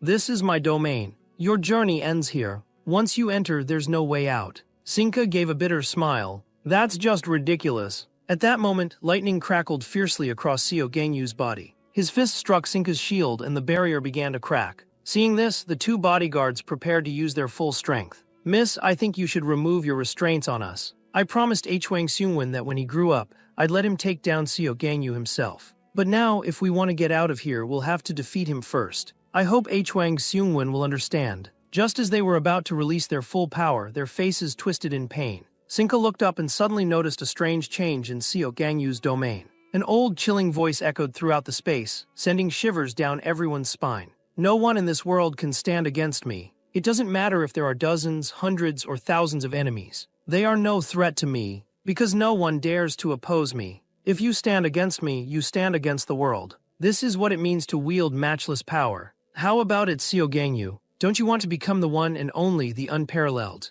Seo Gangyu froze, saying nothing. You're strong, but you're far from invincible. But I can help you get there. What the hell are you babbling about, old man? Where did you even come from? Before she could finish, the old man's fist was already at her chin but stopped just short of making contact. When a man's speaking, little girls shouldn't interrupt. Sinka was about to retort, only to realize blood was streaming from her nose, her anger boiling over. You old bastard. I'll kill you. The old man just sneered. Guess you really are mad now. Unable to endure it any longer, Sinka launched a direct counterattack. She unleashed her power, and clusters of blue orbs materialized around her. In the next instant, the orbs all hurled themselves violently at the old man. You're just some decrepit old geezer. Stop putting on airs in front of me. But just then, the old man suddenly appeared behind Sinka. You're impressive, your ability is strong. At your level, you might not even lose to that white-haired kid. But both you and that brat share the same fatal weakness. As soon as the words left his mouth, the old man threw a punch, the force of it like a mountain, sending Sinka flying.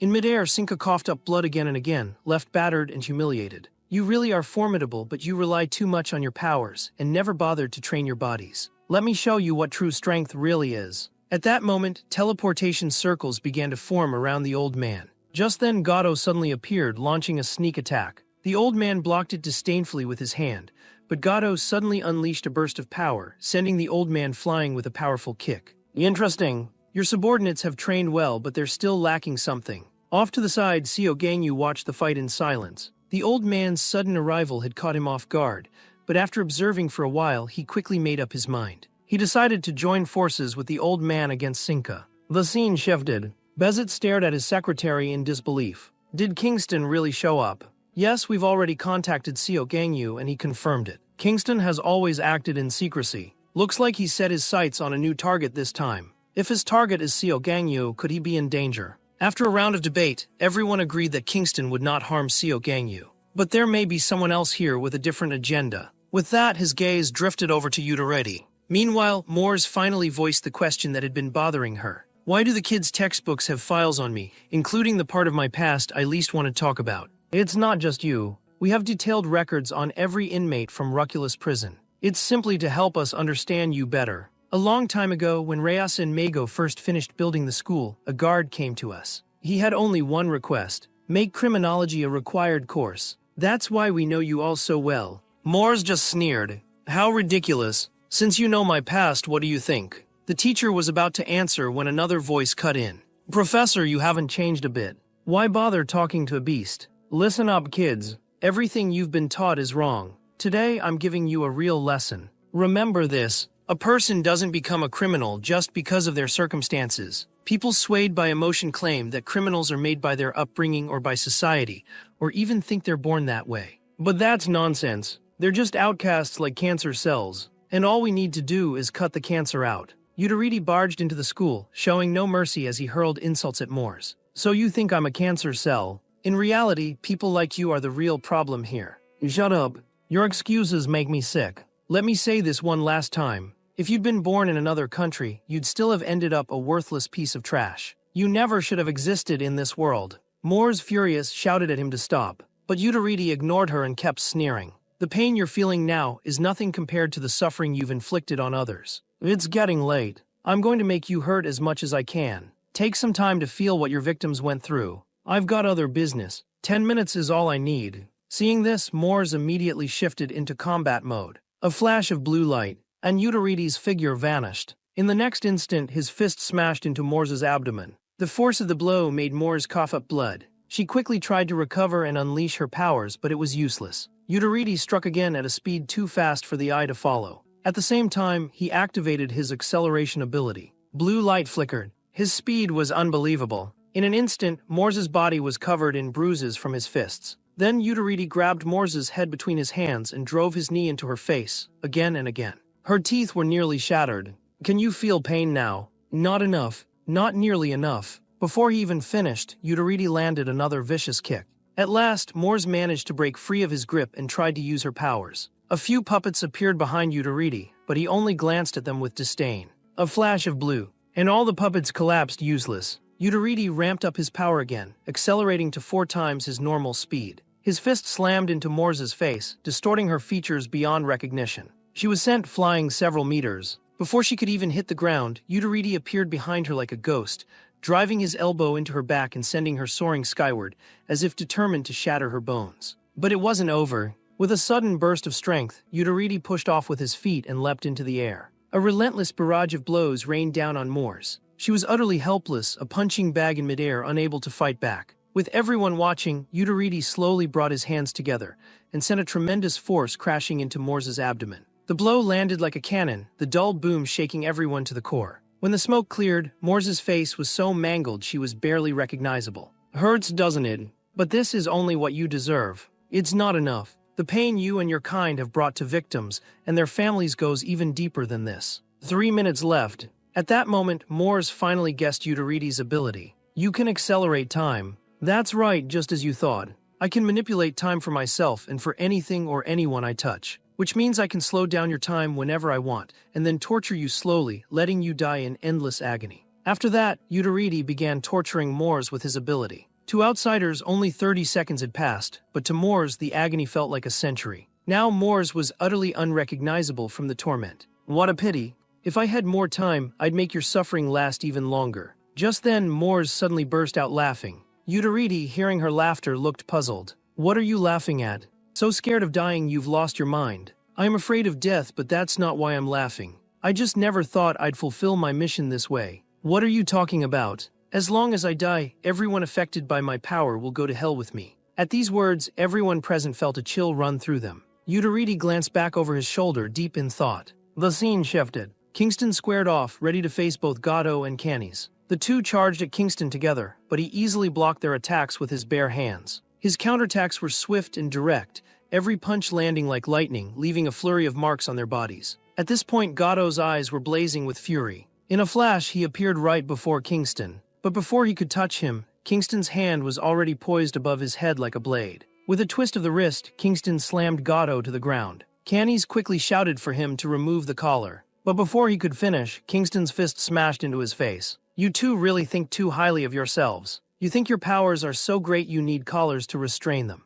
You overestimate yourselves. Let me teach you a lesson. As soon as he finished, Kingston vanished in a blur. Gato and Canny's arms fell to the ground. Don't bother me again. Get a doctor to sew your arms back on. Meanwhile, Sinka was desperately defending herself, and she finally recognized who the old man was. But before she could react, Seo Gangyu sent her flying with a single punch. As soon as Sinka managed to steady herself, Seo Gangyu charged in once more. She immediately activated her ability, warning Seo Gangyu not to come any closer. But at this point, Seo Gangyu couldn't hear a thing, as if he'd lost himself to madness. He drove his foot into Sinka's abdomen, then fixed her with a fierce stare. Seo Gangyu, you can't kill me. Please think this through. Before she could finish, Seo Gangyu's fist came crashing down again. Now Seo Gangyu seemed to be venting all his emotions, every blow more violent than the last. As he prepared for the killing strike, Kingston stepped in to block him. That's enough. Even if you killed her now, it wouldn't be by your own strength. To become truly invincible, you can't rely on anyone else. Elsewhere in the school, you have a sacrificial ability, don't you?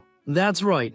If I die, my power will transfer instantly. So what are you going to do about it? Yudaridi's expression darkened. Listen up, everyone. I'll offer you a moment of silence in advance. With those words, Yudaridi drove his hand straight through Moore's heart. Moors was completely caught off guard by the blow. If she survives, we'll heal her and have her lift her power, so you all can live. But if she escapes again, tens of thousands will die because of it. So now killing her here, sacrificing you all, is the only rational choice. When treating cancer, some healthy cells are bound to be lost. For the greater good, sacrifice is inevitable. So thank you for your sacrifice. Just like that, Yudaridi ended Moore's life. At the same time, a final surge of energy began to radiate from Moore's body. This energy is nothing to take lightly. Luckily, it only activates after her death. It's time for me to leave. I wish you all the best, though perhaps you don't even need my blessing. Your endurance is truly extraordinary. Maybe you've simply grown tired of survival itself. At that moment, Moore's form suddenly reappeared, and chains slithered out like serpents,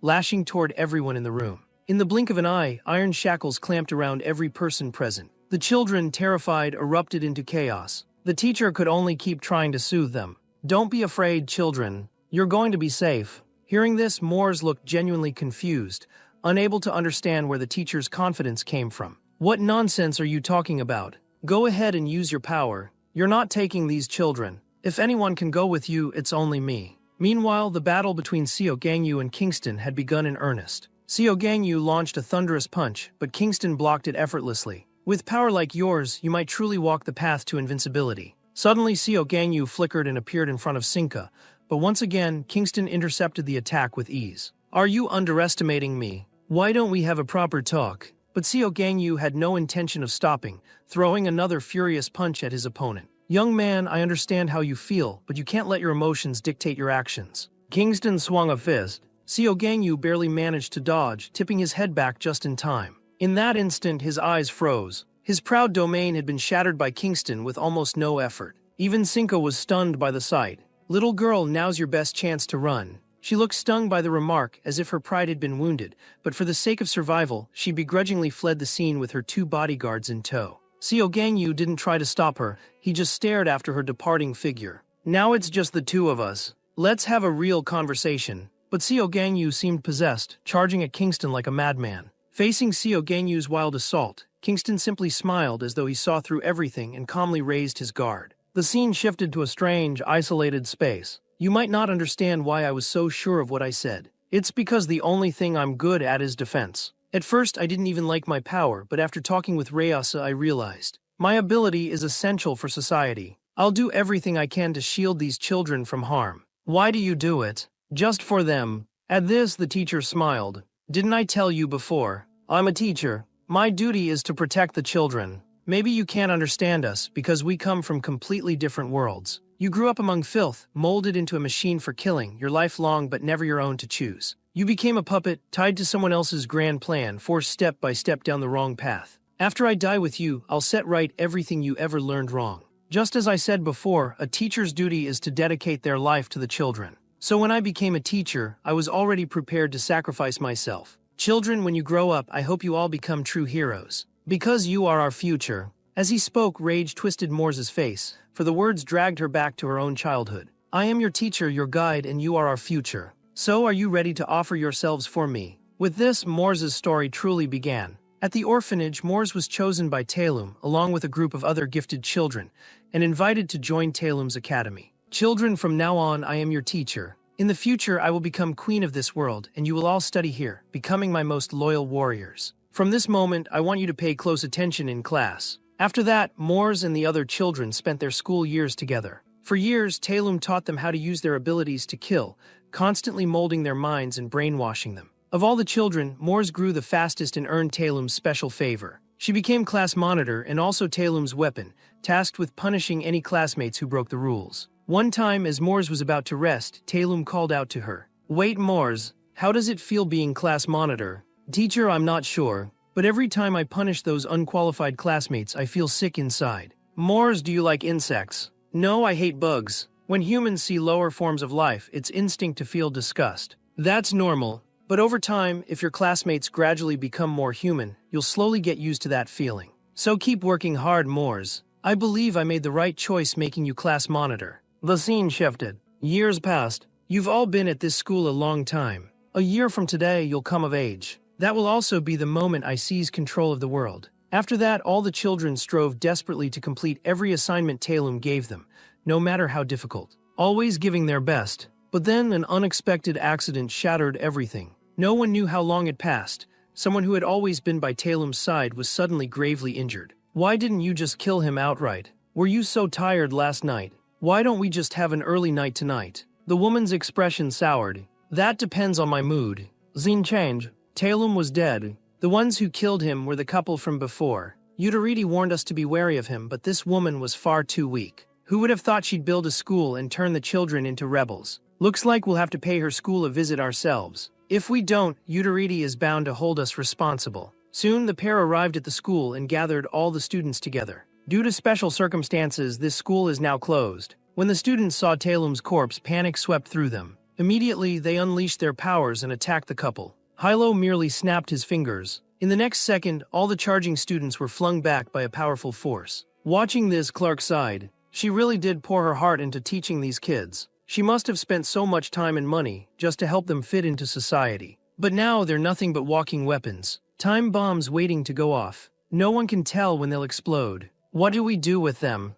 Wait until those people show up before we act. If they're bound to cause trouble in the future, we might as well deal with the root of the problem now. These kids are already completely brainwashed. Their world is nothing like ours. One thing's for sure. Once they grow up, they'll turn into maniacs. Better to nip the threat in the bud while we still can. Moments later, blood spattered across the room. Watching Clark approach step by step, Mors was paralyzed with fear. "Why are you killing us? We're just kids here to take classes." "You are students, yes, but you're far too dangerous. You were abandoned by your parents at the orphanage, then deceived by wicked people. All you've learned in your life is how to kill, which is why I have to kill you." "I'm sorry. It's harsh, but it's the truth. You were never meant to exist in this world. I hope in your next life you'll have kind parents." Just as Clark was about to finish Mors off, a jarring noise rang out. Hilo appeared face flushed, sighing with a strange, bashful pleasure and hurried over to Clark's side, saying he couldn't wait any longer. Clark still wanted to deal with Mors first, but Hilo refused. "We should let her live.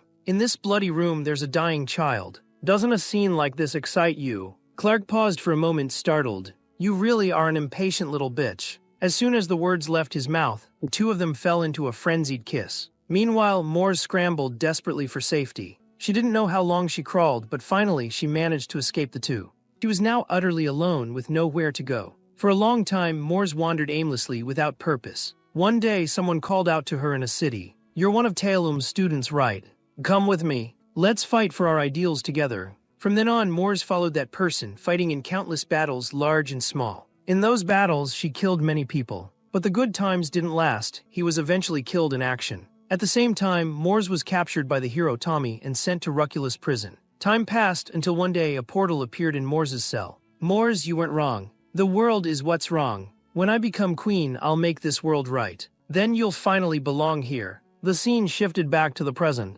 "All my life, everything I learned told me to do this. But now you tell me my whole life was a mistake. Do you really think I can accept that? Professor, answer me, just like Udariti and the other heroes told me. Was I never meant to be born into this world? Mors, there's no one who doesn't deserve to be here. I know everything you've been through is terrible, but that doesn't mean your crimes can be forgiven. You've committed too much wrong up to now. I'll go to hell with you, I'll take responsibility for your childhood, and I'll bear what you've done. But before that, I have a request. Can we be separated so the children don't have to witness this?" Hearing this, Moores furiously told him to shut up. At the same time, the guillotine above the teacher's head began to drop. "Children, turn your heads away. It's been an honor teaching you." At that moment, the blade fell with terrifying speed. The teacher closed his eyes, awaiting death. Several seconds passed, but the end never came. He slowly opened his eyes to find Moores holding back the guillotine. "Moores, why? I know I was wrong. I just never wanted to admit it. Ever since I punished my classmates for the teacher, I started to hate myself, so much that I couldn't even bear to look at my own reflection. Tommy once warned me not to become someone else's puppet, but when I saw myself in Tommy's eyes, I was filled with loathing. Those days were pure agony for me, and that's why I couldn't admit the truth. There really is something wrong with this world. So the truly disgusting thing isn't me, it's the world itself. But when I saw you all smiling so happily, I realized that was what I'd always wanted most. So please take good care of them, because that's a life I never got to have."